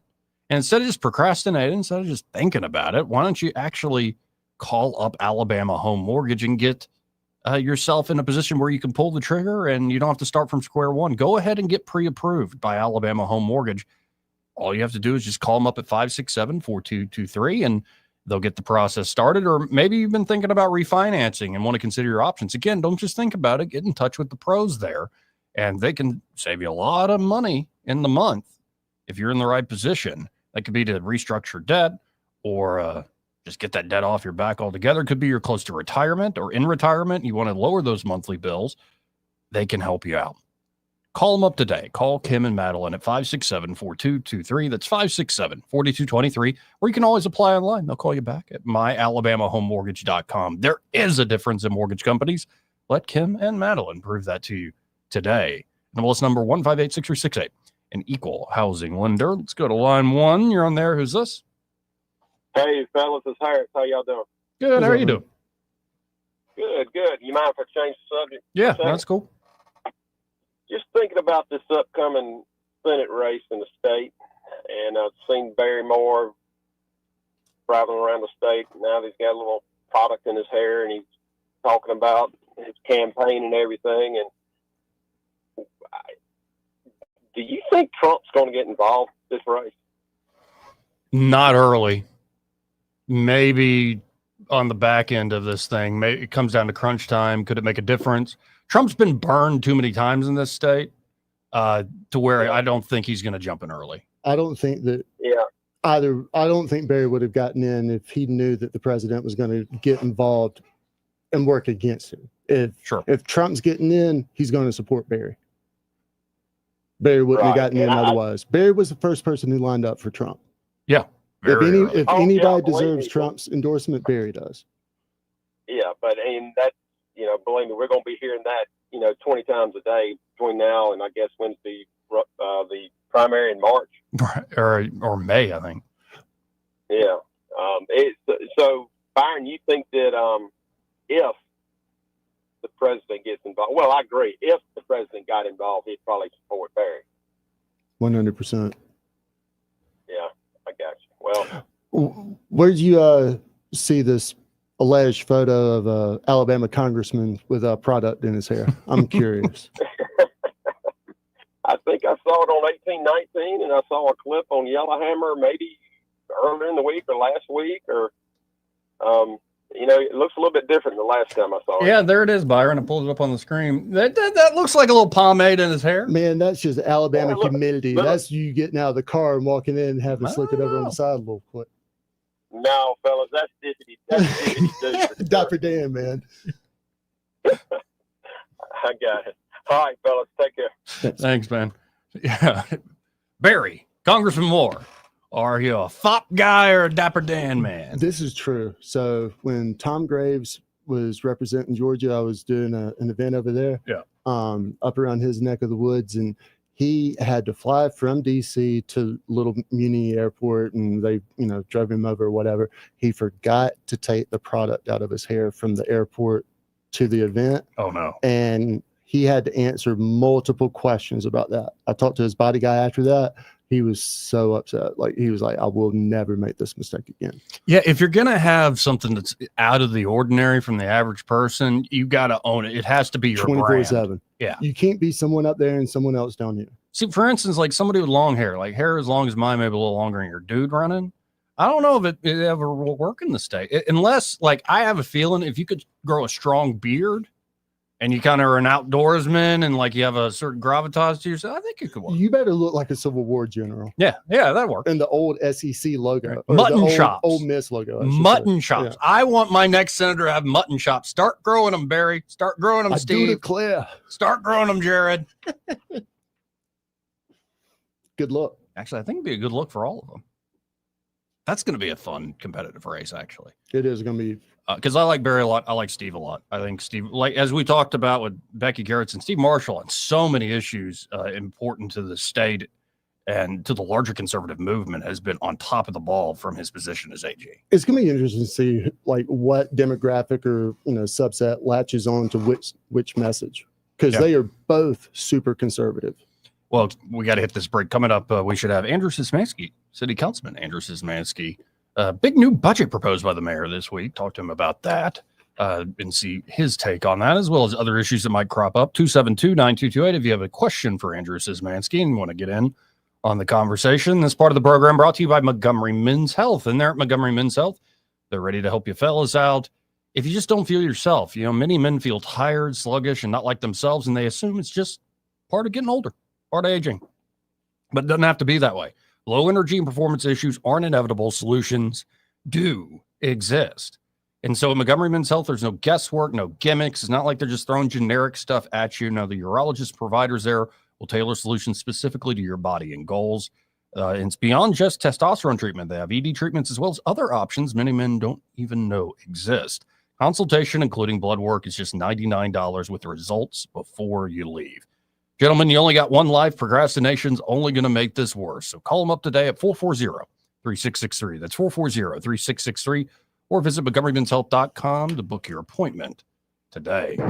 Broadcasting from the Riverside Chevrolet Master Control Center, this is WACV Cusana, News Talk 93.1 FM. When it's Chevy, it's Riverside.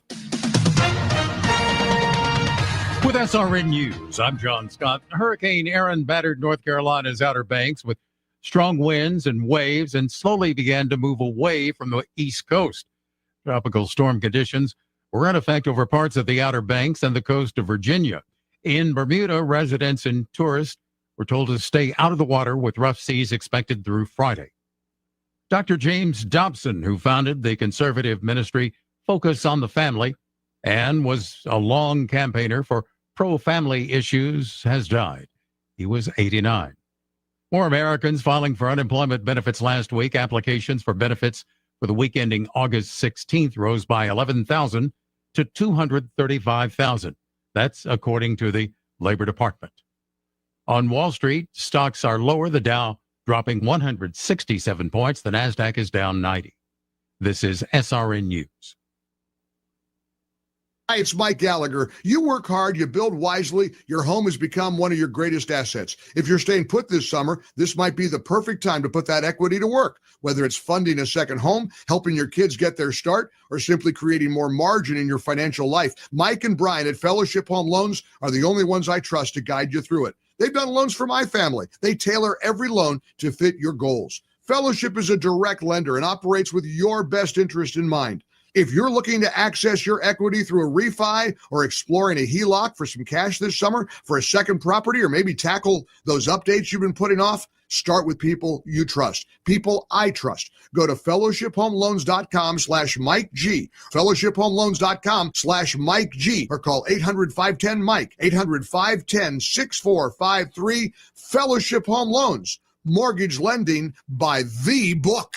Nationwide Mortgage Bankers, DBA Fellowship Home Loans, Equal Housing Lender, NMLS number 8193. Weather, a service of H&H Carpets, where right now, get a load of this, listen close, you get a house full of carpet for $19.95 installed. Unbelievable. They're located at 6450 Atlanta Highway, just across from Walmart. Rich Thomas weather. Well, hi, everybody. Another scorching hot day ahead with triple-digit heat indices and high temperatures in the middle 90s today with a sun and cloud mix. There will be scattered random afternoon and evening showers and thunderstorms around. And I think the rain chances will be better tomorrow and Saturday. More storms to go around. Low tonight, 73. The high tomorrow up to about 91. And down a notch on Saturday with a high in the upper 80s. From the Blue Water Weather Center, this is Rich Thomas. 1819 News. A bill is in the works for the upcoming state legislative session that would allow for the state government to step in and take over a local law enforcement agency in the interest of public safety. The bill is being offered by State Representative Reed Ingram and would provide authority to the governor and state attorney general to review the crime statistics of a city along with its officer employment levels and to further consult with the county sheriff and crime victims to determine if a state needs to get involved in the local law enforcement to ensure public safety. Ingram tells WSFA News that this is not so much an intervention as it is the state partnering with local law enforcement to help with public safety. A Democrat state lawmaker is opposed to the bill, telling WSFA News that public safety is a concern, but they are opposed to a higher authority stepping in and local leadership losing its autonomy. I'll be back with more Alabama stories after this.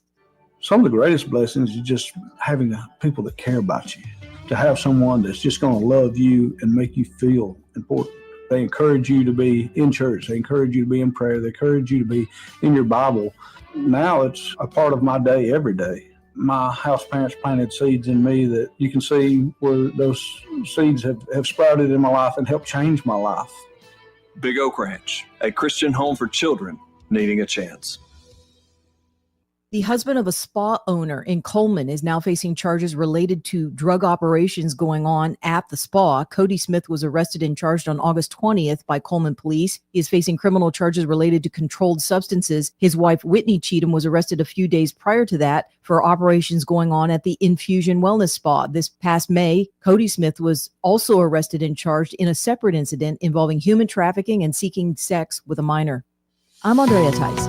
For more news affecting Alabamians, go to 1819news.com. And while you're there, subscribe to the daily newsletter.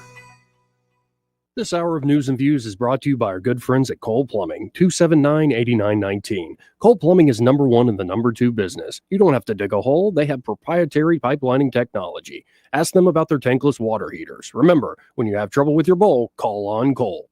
Welcome to Eclectic Coins, Montgomery's largest coin dealer, specializing in buying and selling investment-grade gold and silver coins. And they have a large selection of rare coins and coins from around the world. Visit them at 543 Northeastern Boulevard or on the web at eclecticcoins.com. Eclectic Coins, where collectors who know go. Your customers deserve the best, and so do you. You invest in your customers with your heart, soul, and skill. Well, it's time to invest in yourself with the next generation. Cat 255 compact track loader from Thompson Tractor. After all, those who give their best deserve the best, and this machine has it all. With features that include a more powerful engine, tri-axle truck loading capabilities, a spacious cab, and a smooth ride for all-day comfort. Best of all, now Thompson Tractor is making that investment even better with our Workhorse Special. Get 0% financing for 36 months on the purchase of a new Cat 255 compact track loader that comes with a 3-year warranty. You also get a 74-inch bucket and 1,000-hour filter kit. Due to popular demand, this offer is extended through September 30th. Visit ThompsonTractor.com for details. Thompson Tractor, we're here for you. The views and opinions of the following program are solely those of the host and other contributors. These do not necessarily represent those of Liberty Acquisitions 825, Blue Water Broadcasting, its management, staff, or any advertisers.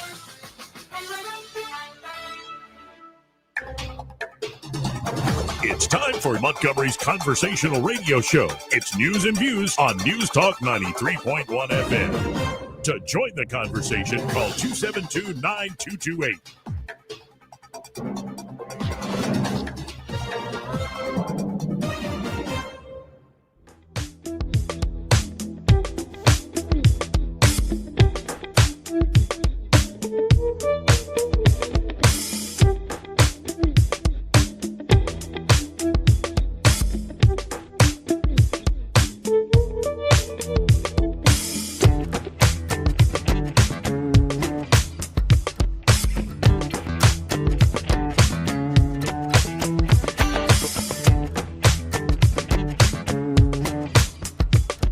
Joey Clark.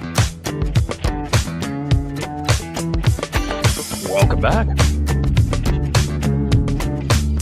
Final hour here of the program, and as promised, we have right across the desk from me, Andrew Sismanski. He's a city councilman, if you don't already know. How you doing today? I'm doing good. I feel like every time I come here, always before I come here, I always have a really good meal in town, and it's always different. Yeah. And so I don't know what about Radio Day prompts that, but this time I was at the new Hero Donuts that's in downtown. Okay. Nice. Right behind the EJI Museum and next to the two hotels, the Home 2 Suites, and I just saw they put the name on the other hotel, the Residence Inn, the Marriott Residence Inn.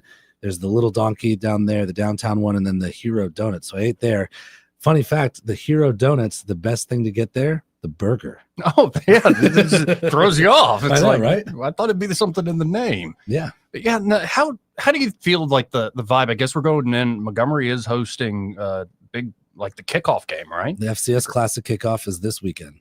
Yeah. So how do you feel about the direction of the city where we are right now? It does feel like it's summer. People are on vacation. We can talk about the budget in a second, but how do you feel about the direction of the place? Yeah, I mean, the summertime is always a unique time in Montgomery because there's a lot of clear out that happens. Not everybody, is in town all the time. And then over the past week and a half, like this big vibe shift happens. Everybody comes back because schools are back in session. Yep. And then especially in my area, and one of the things I see a lot of is we see this huge infusion of military folks coming back. And so my coffee shop is every morning now is packed full of people on their way to Maxwell. I'm sure most of your listeners know, but Maxwell Air Force Base is primarily a school. It's where the Air University is and the Air War College, and so most of the duties that are happening on base revolve around school, which is in session usually about August until mid-May, where you get thousands and thousands of military members that are coming here attending, whether it's Air War College, Air Command and Staff College, Squadron Officer School.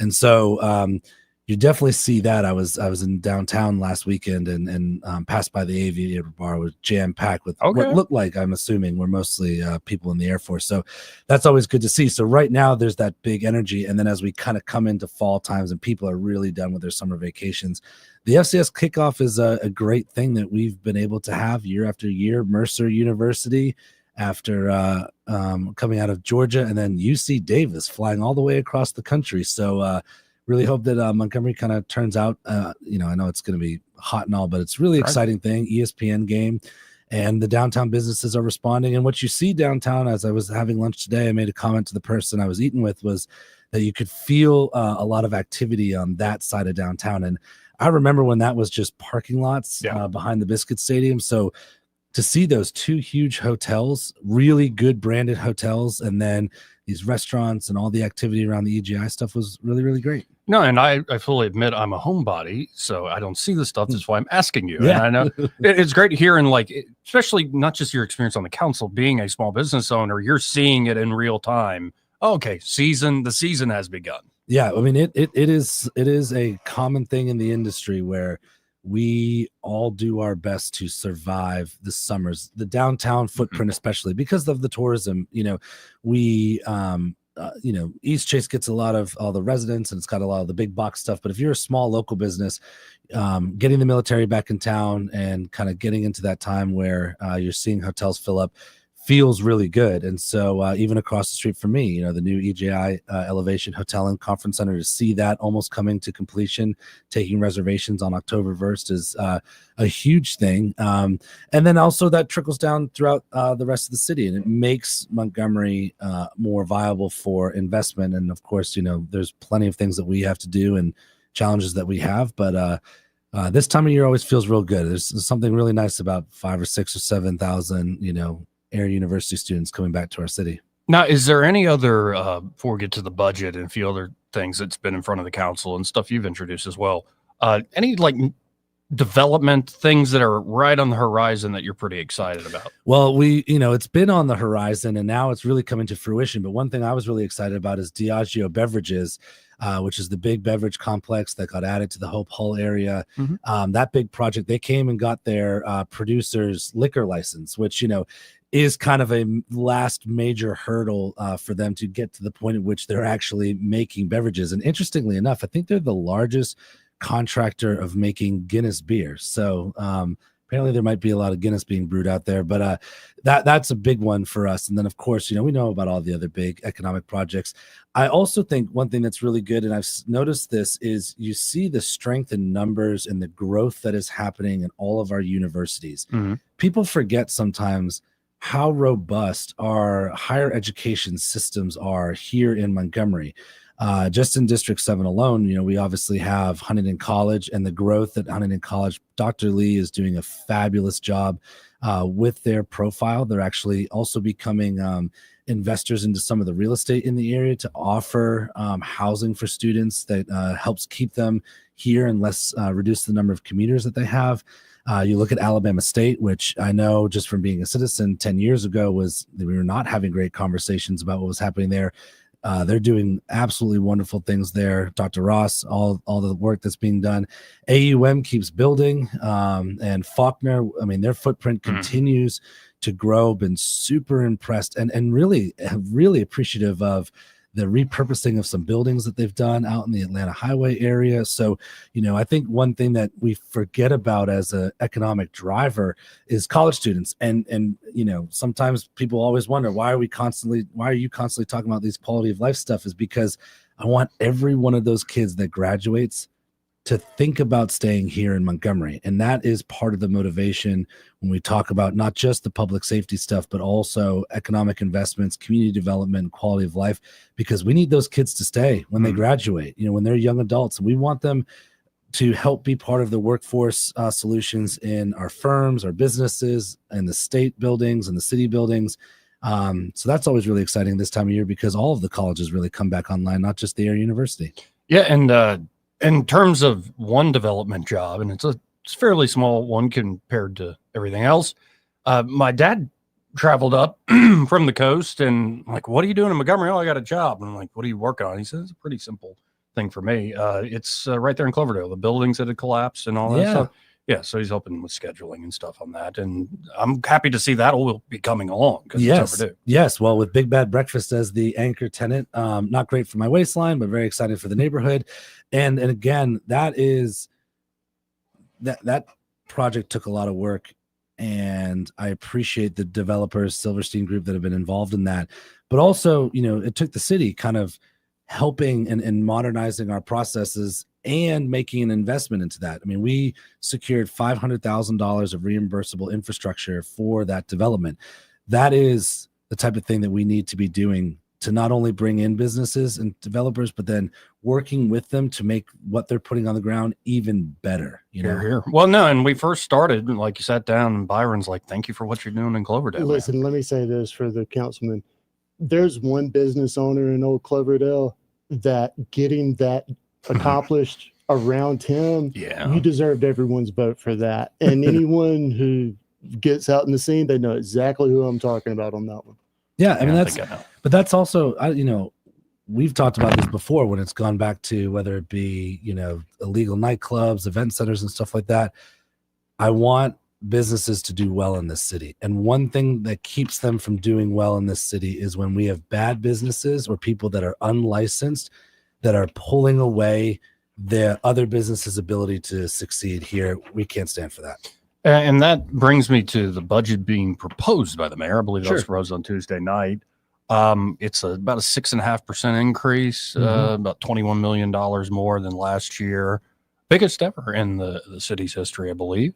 And the mayor was saying our revenues are flat from things like taxes, like sales taxes and whatnot. But he says there's been an increase in business license revenue? Yeah, so we continue to get better at business license revenue. And, I think last meeting and the meeting before that, we had a discussion in council where I asked for a reminder the mayor and our revenue department that, there's some more modernizing we could do, some online collection of things like sales tax, whiskey tax, that type of thing. So that was good. And I think also we had the big gasoline tax ordinance that came on back in June. And so that helped to increase revenues. So basically the budget was proposed without any tax increases as part of that budget. So let's walk people through the process. Sure. Where I guess the mayor proposes this, but y'all are going to have to review it and essentially give a yay or nay on it. Yes. So, because people have already asked me, like, what do you think about the budget? Very candidly, we got the budget on Tuesday. It's a 100-page document. What happens right now is that we take the next couple of weeks to review that budget. And on September 2nd, we'll have our first, we call it a public hearing. So it's an opportunity for the public to comment on the budget. It doesn't happen where we get a lot of that, but every once in a while, some people may advocate for something that they didn't see in there. And then a week after that, I think is the proposed date where we will have a council as a whole committee meeting. And that is a meeting specifically for us to talk about the budget. It's where we can discuss changes we want to see, ask questions about what's in there, and really kind of work towards a final proposed budget that meets everybody's kind of criteria to move forward. We may do one of those. We may do two of those. The goal, of course, is to pass a budget before October 1st, which is when the budget is supposed to kick in. There have been times where that has not happened. And just because I know someone will ask the question, if it does not happen, then the current budget is the budget that we're operating by. So the numbers that would have been used in October of 25 would be the numbers moving forward until we get a budget passed. And so that's kind of part of the process. If it is, I'd say probably mid-September is when we'll be looking at adoption. What's kind of your guiding principle as you go into this? For instance, the mayor said it does need to be balanced. We can't print money like Washington, D.C. And I think some extra revenue, if money was freed up because old debt has been settled and whatnot. So as you look at this, like, what's your sense of like how restrictive or conservative should we be in terms of the amount of money we're saving? Maybe put into reserves, or the amount of money we should be spending direct. Like, what's your sense of it? Yeah. So one is making sure that each of the departments, ahead of the budget being presented, there is some budget discussions, budget hearings that happen where each department presents their budget, and they've kind of got their standard, just their operating budget, right? Sure. Salaries, personnel, equipment, like whatever it is, technologies. And then they have their secondary requests. These are the things that they want to do within the budget next year. So part of the reason why it takes a little bit of time to go through this is this document we get is just the numbers. Then I got to go back and look at each department and say, okay, well, did they include this? Did they include that? Did this get cut out? And then make a decision based on what I think is important in the city, for what I want the city to do over the next year, that if something was not in there, that I advocate for it to be put back in. Well, of course, if it gets put back in, I mean, it's got to come from somewhere else. And that's really where that happens. What I want to see this year, of course, is we want to make sure that we have all the public works monies that we can to continue to doing the paving and infrastructure projects that we need to get done. That is not getting any cheaper. And so that is one of the more challenging areas for us, but I want to see that we have good investment there. I also want to make sure, of course, on the community economic development and housing side of things, that we do have and are taking a strong stance to help bring in development that'll help solve some problems. You know, people sometimes forget that we have to continually be modernizing not just the way we do things, but what's actually going on the ground. So when we did a housing impact study, you know, one of the things we found was that we don't have enough quality housing for people that make between $45,000 and $90,000 a year. And people would say, well, that seems kind of crazy. How is that possible?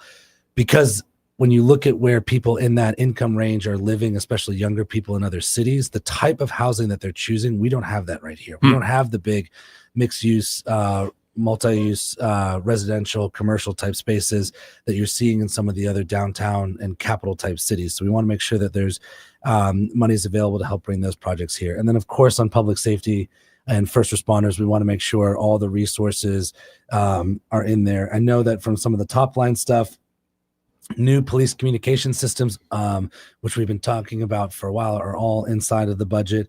Expanding the citywide cameras to make sure that we have that kind of force multiplication that we want to have. And then we also know that there's some city infrastructure stuff. They're just, you know, buildings get old and we have to be maintaining those buildings because there's a point of no return and we always want to avoid that point. Now, on the new communications, it was my understanding, at least from what I was reading and hearing at the council meeting, that like, for instance, 911 calls can almost immediately present themselves in like a police cruiser. Yeah, and there's like ways to where they can tap in so that the cruiser's actually hearing the interaction with the 911 operator, and some improvements to all that. The other thing I forgot to mention is that this budget does have merit raises for all city employees. So that is a good thing because, you know, we have to be competitive in the employment business as well, making sure we're getting the best people and getting people to stay. Is that the lion's share of the increase?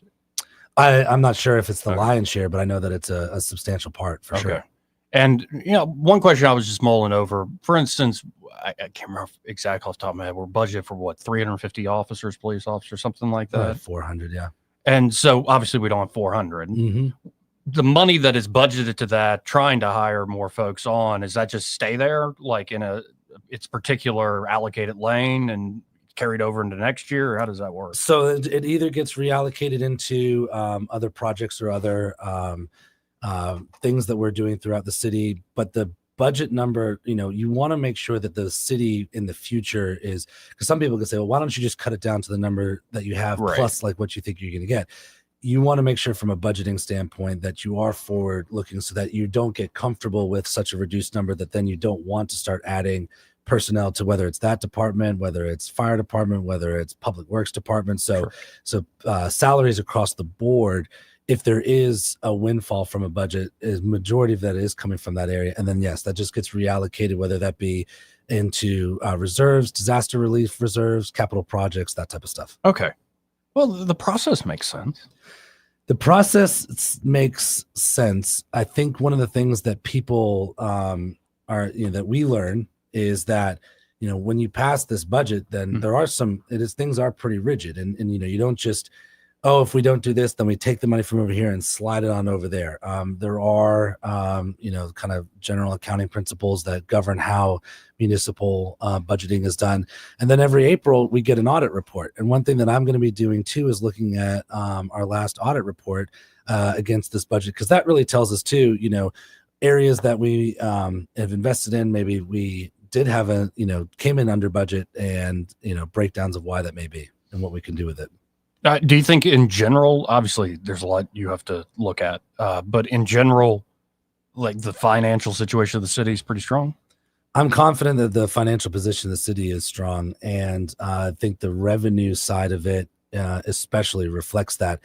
And that goes beyond just, just the tax revenue. I mean, you see, whether it be the development revenues that we have, the tourism and the lodging taxes that we have.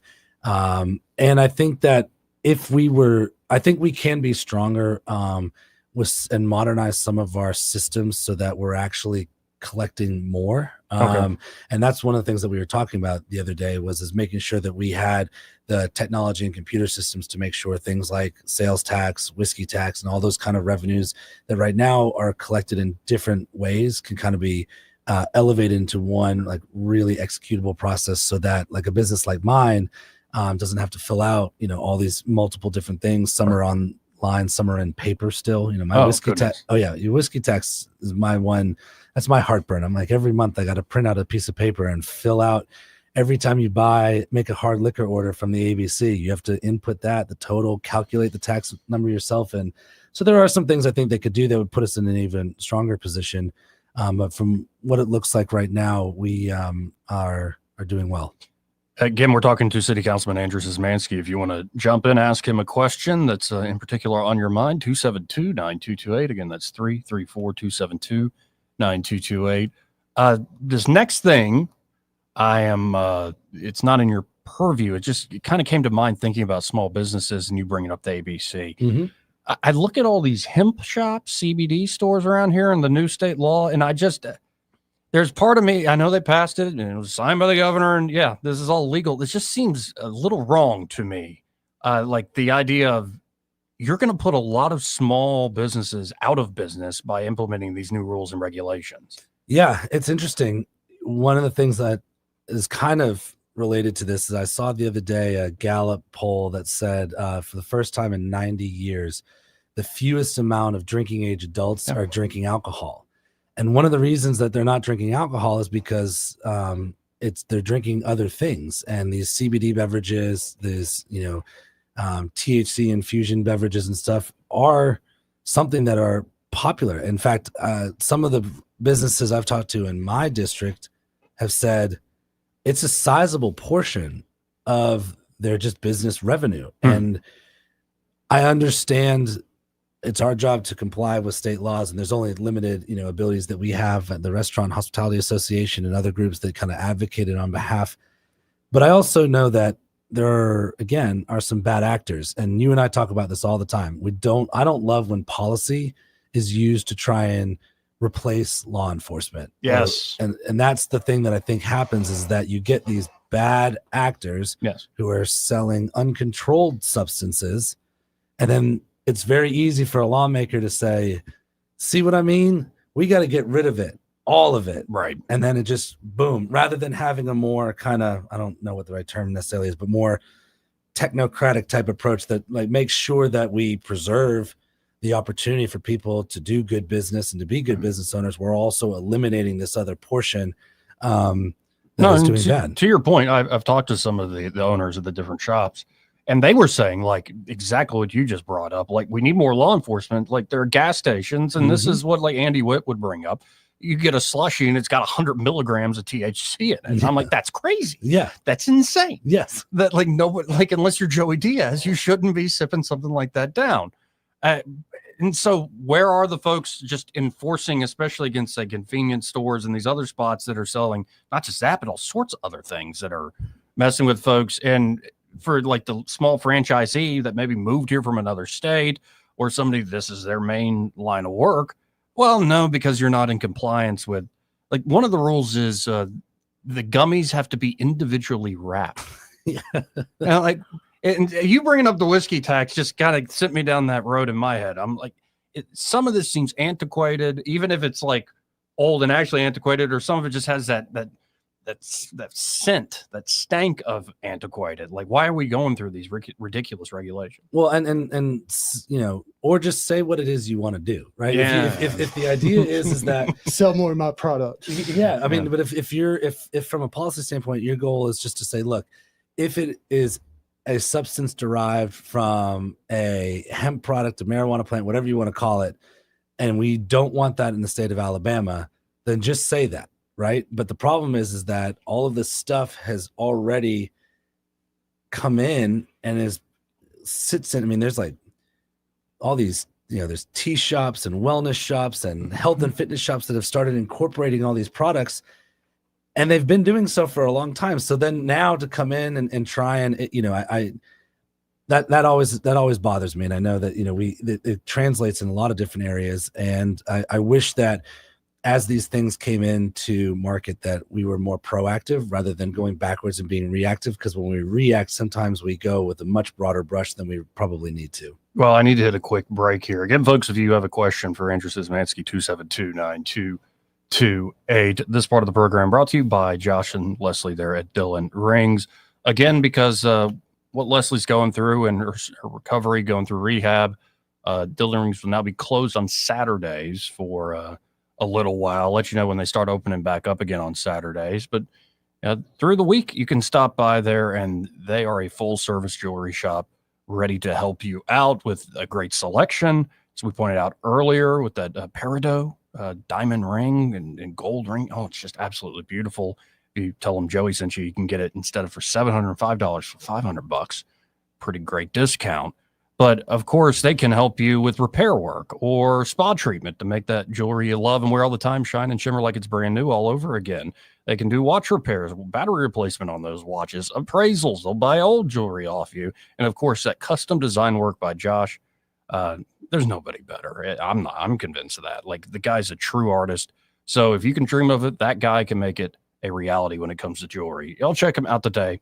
That's 119 Brown Springs Road, just off of Atlanta Highway. And be sure to tell him that Joey, that fella on the radio, sent you. Want to carry News Talk in your pocket? Download the News Talk 93.1 app from the App Store. Available on iPhone and Android. Never miss a moment. Download now. Hi there, I'm Kim Williams with Alabama Home Mortgage. For many years, my team and I have worked diligently to provide our veterans with top-notch service, as it is our honor to serve those who have served us in the armed forces. Madeline and I are certified veteran lending specialists. Nationwide, there are over 22 million veterans that qualify to purchase a home through the VA loan program. Yet less than 2 million of them currently have a VA home loan. Many lenders do not keep up with the ever-changing guidelines and benefits of the VA loan program. They are intimidated by the program, resulting in many veterans not obtaining VA loans. This is unacceptable. The VA home loan program offers service members and veterans with 100% financing. You've already paid your down payment. If you are currently serving or have honorably discharged, we would love an opportunity to discuss how the VA program can serve you. Give Alabama Home Mortgage a call at 567-4223 or visit us online at myalabamahomemortgage.com to complete an application on your time. Thank you for your service. NMLS 1586368, Equal Housing Lender. For too long, Alabama's statewide news companies have shamed us for our conservative Christian values. Alabama deserves a news company that cherishes our culture, a company that isn't bought and paid for by the powers that be. 1819 News is that company. Run by Alabamians for Alabamians, 1819 News celebrates what is good and beautiful about our state, while exposing those who work against our values in secret. Just go to 1819news.com to learn more. Subscribe to our newsletter. That's 1819news.com. Hey guys, this is Todd Clark with River Region Contracting, your premier roofing contractor in Central Alabama. So remember the name, River Region Contracting, for all your roofing needs. We're not affiliated with any other roofing company in the River Region.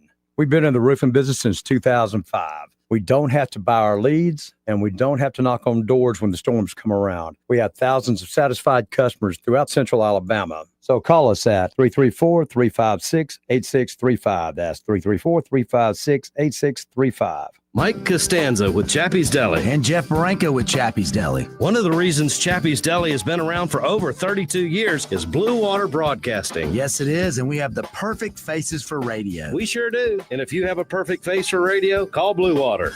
Radio works. It's as simple as that. Call us to find out how radio can work for your business.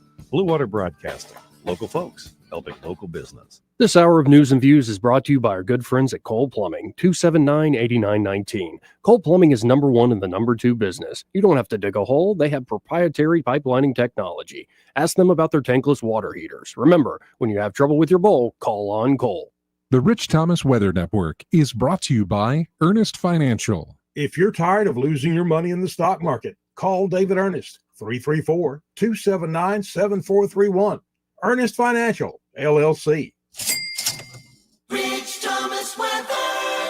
Hi, everybody. The weather news is going to get a little bit better over the next few days. This evening, you may still run into one of those random showers and storms before they fade out in the overnight hours. Low temperature down to about 73. Now, tomorrow and Saturday, the rain chances are a little bit better. Still random storms, but more to go around. Friday's high 91, but down a notch on Saturday, high about 87.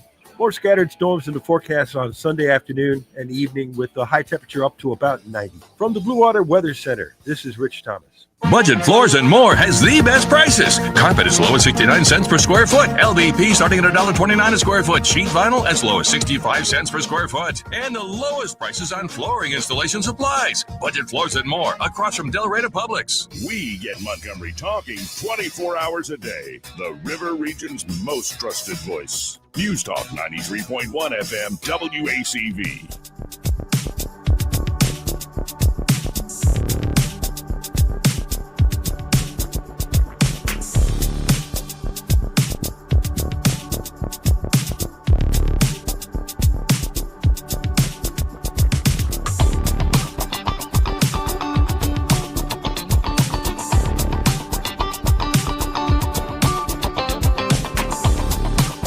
Joey Clark. Welcome back. Again, we have City Councilman Andrew Szymanski here in the studio. Somebody didn't call in a question, but texted me a question. Fairly brief question. Is he still for an occupational tax? Is he still for an occupational tax? Yeah, I mean, there are reasons why an occupational tax would alleviate a lot of the issues that we have here in the city of Montgomery from a budgeting standpoint. There's 17 other municipalities in the state that have an occupational tax. And one of the reasons why we would look at that potentially would be because we have 62,500 people that come to Montgomery every single day that use our roads, require our police when they're in an accident, our fire department and whatnot, that don't live here. And so capital cities are places that oftentimes look at occupational tax. And so, you know, when I think from an infrastructure standpoint alone, just the cost of infrastructure, you know, what was amazing to me, you know, Montgomery is the only city that is blocked by the state legislature to not have one. So when you don't and you need to have the money, I mean, the paving right now is just almost cost prohibitive. And we know that infrastructure, we saw what happened on Lower Wetumpka Road with the bridge, compromised bridge, and the amount of emergency investment that needed to be made into that. So instead you get, you know, things like gas taxes to try and fill that hole. But an occupancy tax would, from a financial standpoint, be a huge asset for the city to be able to provide services that need to be looked at in the future. Well, you got your answer, sir. Now, one thing you're working on, and we've talked about it before, but looks like there's more to it now. Airbnbs that are sort of abusing the privilege of being Airbnbs. Yeah. At the last council meeting, I had made the request of Council President CC Calhoun and the Commerce Committee Chair, Councilor Johnson, about having a committee meeting because now is the time to get really serious about Airbnbs. We had an incident in one of my neighborhoods in District 7 where a house in a quiet neighborhood was an Airbnb that was really just being used as a party location. And at the end of that party, there was a shooting incident. And that's not something that any neighborhood in the city should have to stand for, and definitely not in District 7. And so we've been talking about this, but you know, when you kind of have, and I know, you know, people are like, well, why didn't you do this earlier? And I hear you on that. But when you have that kind of catalyst moment where you go, you know what, like we got to do this thing now. And so I've been appreciative of the support of some of the city departments, been talking to legal, and I know Councilor Johnson have been talking to land use. Looking at other municipalities, there is a crackdown that is happening on almost every city. Airbnb has policies. We know that they have policies. We need to have some more tools in our belt, especially because it's so easy for them to start popping up. And one frustrating thing that is happening is that we're getting these Airbnb properties that are outside investment, and they're just buying a bunch of places, doing the minimal amount of work to flip them, and and then turning them onto the market. Yeah. And if they turn a couple of rentals before something bad happens, then they take it down and put it under a new name, and then they pop it back open. And so we need to have some more control and regulation. Is not to infringe upon the people that are good Airbnb owners, but it is a revenue driver. And right now, we're not licensing them like we do other types of business activities in the city. And so if you look at New Orleans, for example, I think they purged almost 1,000 Airbnb listings from that area because of the new regulations that require, that if you're going to have one, you have to have an initial, occupancy inspection to make sure the building's up to code. Having things like an annual licensing fee for the property, just things that discourage bad people from thinking Montgomery can just be their little fun house to have these party houses pop up. Also looking at some things that make it easier for us to let Airbnb know about bad properties and bad tenants, because that's an important part. It's not just the property owners, because sometimes you have property owners that are taken advantage of. Sure. So we just really want to make sure that we are being more proactive, even though we are being slightly reactive. And would you say that party you described with the shooting at the end of it was sort of that catalyst moment? Yeah, 3 young people, rent a Airbnb and they throw a huge party there, and the people that are attending the party are all local, and and that's happening.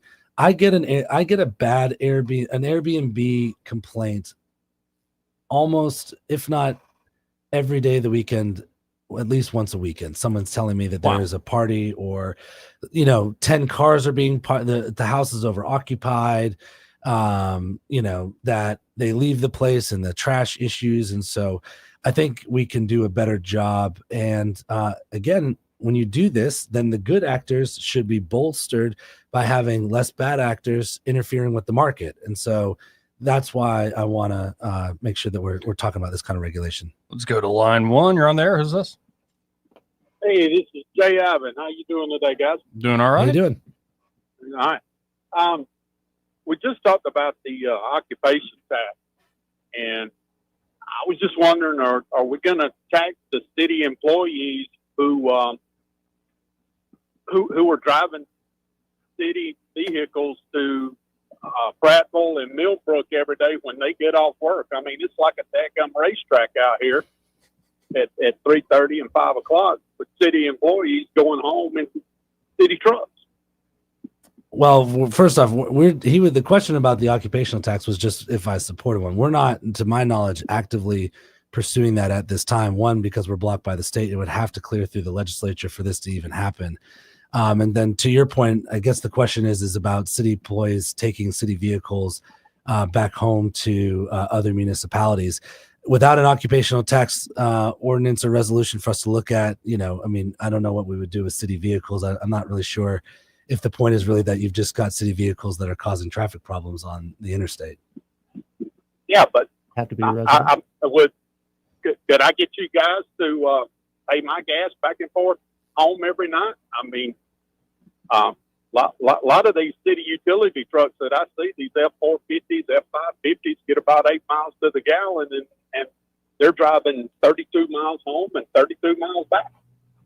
Oh, I see his point now. Oh, okay. So yeah, that's 64 miles. That's 8 gallons of gas at $3 a gallon.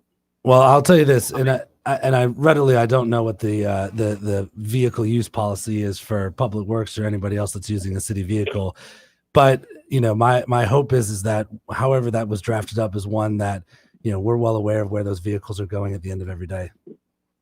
Yeah, well, I know being aware is one thing, but the city paying for the workers to go back and forth to work, it's right. I don't have nobody paying for me to go back and forth to work. So I mean, it's at the end of the day, it's still my dime. Sure, no, I understand. I understand what you're saying. Well, appreciate it, man. Think about working for the government. They give you all sorts of stuff. Yeah. True. All right. Later. Thanks. Again, 272-922. Whatever happened with the curfew issue downtown? Is that now in law? It passed. I haven't gotten an update on what happened. I mean, look, my opposition to the curfew was because, again, the repetition and using policy to do the work of law enforcement. Mm-hmm. It is illegal for a police officer to walk up to you and ask you for an ID if you've not committed a crime. Okay. So the idea that we all of a sudden gave the police the ability to walk up to people that questionably looked under the age of 18, they can't do that. They can tell you that there's a curfew if they have confronted you because you've done something to break the law, but then you've just broken the law. And so we have recourse for that as well. I think I understand the intention of it, and I understand that it is a tool that people can use to help tell somebody who is doing something minorly breaking the law, hey, you're breaking the law, and rather than me scolding you and letting you go on your way, I'm going to tell you you've got to wait for a parent to come get you.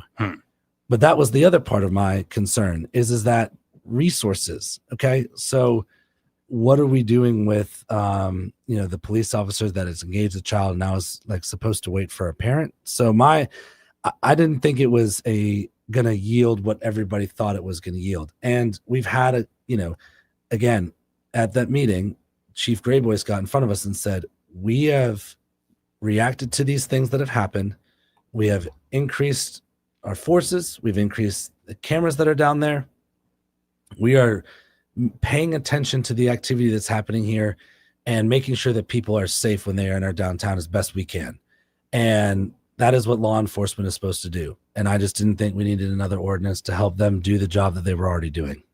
Was there a financial penalty that was discussed with that? The financial penalty? Like a fine or a ticket? There was, I think on like the third instance, there was some penalties that could occur to the parent of a child that was down there. But again, it's a stance that we don't want, we're saying we don't want children down under the age of 18 in our downtown.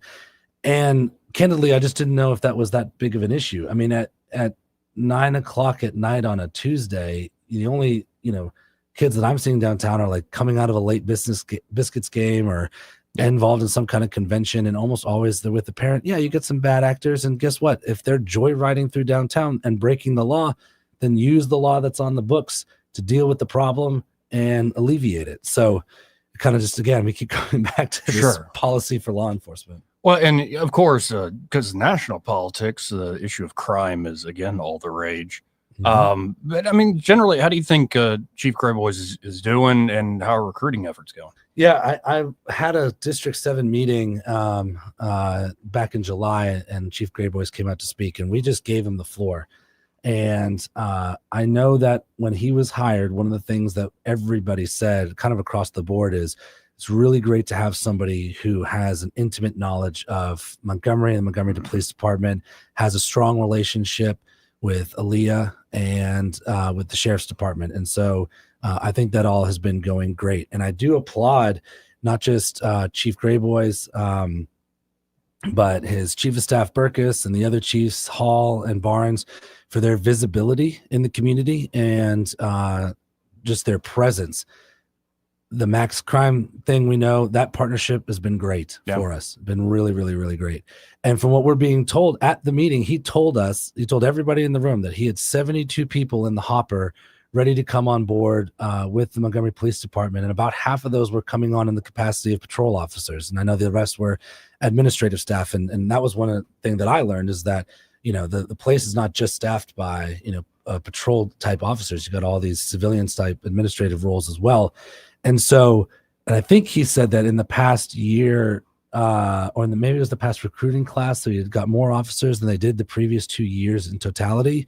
So things seem to be on the up and up. Of course, I read the news and I get all the text messages. And so we have to be very careful as leaders when we say that, because statistically, there's a lot of areas where crime is down. But reality and perception are important to residents. And if one of the most important things we talk about is for people to feel safe in their homes, then they have to feel safe in their homes. And when they hear that a neighborhood over, has an Airbnb that ends in a shooting in a neighborhood that's as quiet as the one that it resided in, then people 2 neighborhoods over have every right to be like, I'm unsettled by that. And so overall, I think Chief Grayboys is doing a great job for the city of Montgomery in that role. And I appreciate all the things that he has brought to the table in conjunction with City Hall and the mayor's office. And I also recognize that when I drive off of a interstate off-ramp, that I'm often met by something that unsettles me. Yes. And we have to be addressing that as well. Absolutely. Though I'd imagine it's good that we already have, say, Max and those relationships built now. I have a sense if Coach Senator Tuberville is going to become Governor Tuberville, he's going to be even more hardcore on this issue for all cities in the state, even than this past administration. And when I look at this, at this point, I really do agree with the chief, agree with the mayor that some of these judges need to stop letting people out. That is maybe, and that's I hope you get the forum to continue that conversation, because it's something that I'm even learning about, how that interaction works. And, the amount of times that you read somebody as repeat offenders, or somebody who's, just passed, they make it all the way through the system and then somebody just lets them back out on the street. It's kind of, what are the police supposed to do? It's right. Like, we can only keep rearresting people so many times before.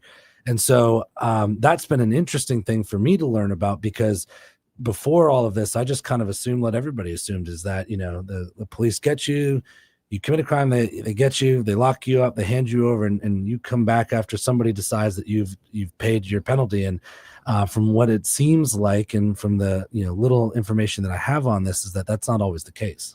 Well, we elect judges in the state, right? Yeah, we elect them. Yeah. Well, somebody wise told me that we elect a lot of different folks, and the people have to choose the right people to follow their will. Pretty much out of time here. Anything else left on the table? Maybe you want to throw out there? Let you go. Yeah, I mean, I think as the fall comes around too, we are still asking people to be diligent on the issues of public safety and crime, and just to be more neighborly. I've seen our neighborhood associations do a really good job of connecting people with their neighbors, helping people keep an eye out for one another. Just the other day, I got a call from somebody who said, hey, I saw somebody wandering through a neighbor's yard and they're out of town. Like, just having those kind of connections and making sure that we're keeping an eye out for each other is a really good thing. And then there's a lot of exciting things that are coming to the city this fall. And so I hope people do take the time to get out and enjoy all the things that we have going on. I was at Buckmasters on Saturday. That was awesome. And, when we have these things come to town, whether it be football games, large expos, conventions, concerts, getting out there, spending a little bit of money, visiting your small businesses is the key to all of the growth and the things that we want to see here in the city of Montgomery. And obviously, if you have any more information or any more interest in the budgeting process, pay attention to the city council meetings coming up in September. Oh, I appreciate it, man. Thank you so much. Last break. We'll be right back. He may not know whether he's coming or going, but whether you're going to work or coming home, Greg Budell is there. Mornings 6 till 9 and afternoons 3 till 6. Only on News Talk 93.1 FM WACV. Looking for insurance, or maybe you're just not satisfied with your current carrier? How does quality coverage with local service and competitive rates sound to you? The folks at Stark Agency offer just that. Whether you need insurance for your business, car, home, or life, Stark Agency can help. As an independent insurance agency with over 20 of the top insurance carriers, Stark is sure to find the perfect match for you and your loved ones. Visit their site at starkagency.com or give them a call at 334-263-5535 for a quote today. This hour of News and Views is brought to you by our good friends at Cole Plumbing, 279-8919. Cole Plumbing is number one in the number two business. You don't have to dig a hole. They have proprietary pipelining technology. Ask them about their tankless water heaters. Remember, when you have trouble with your bowl, call on Cole. If it concerns your community, you'll hear about it on News Talk 93.1. News Talk 93.1 FM WACV.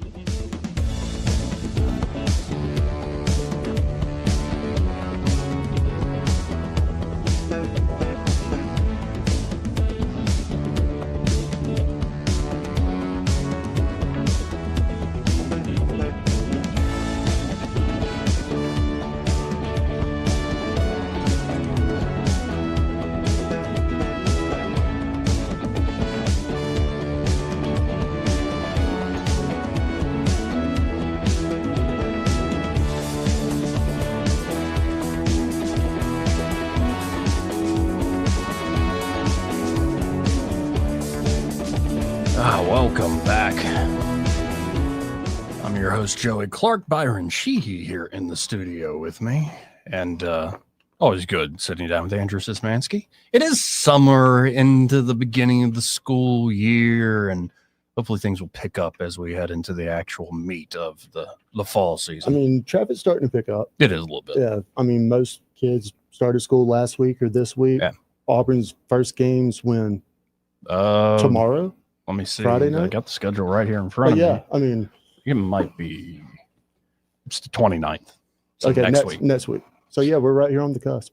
Yeah.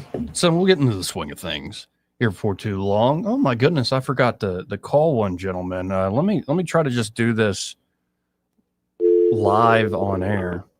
Do it live. Ring ring.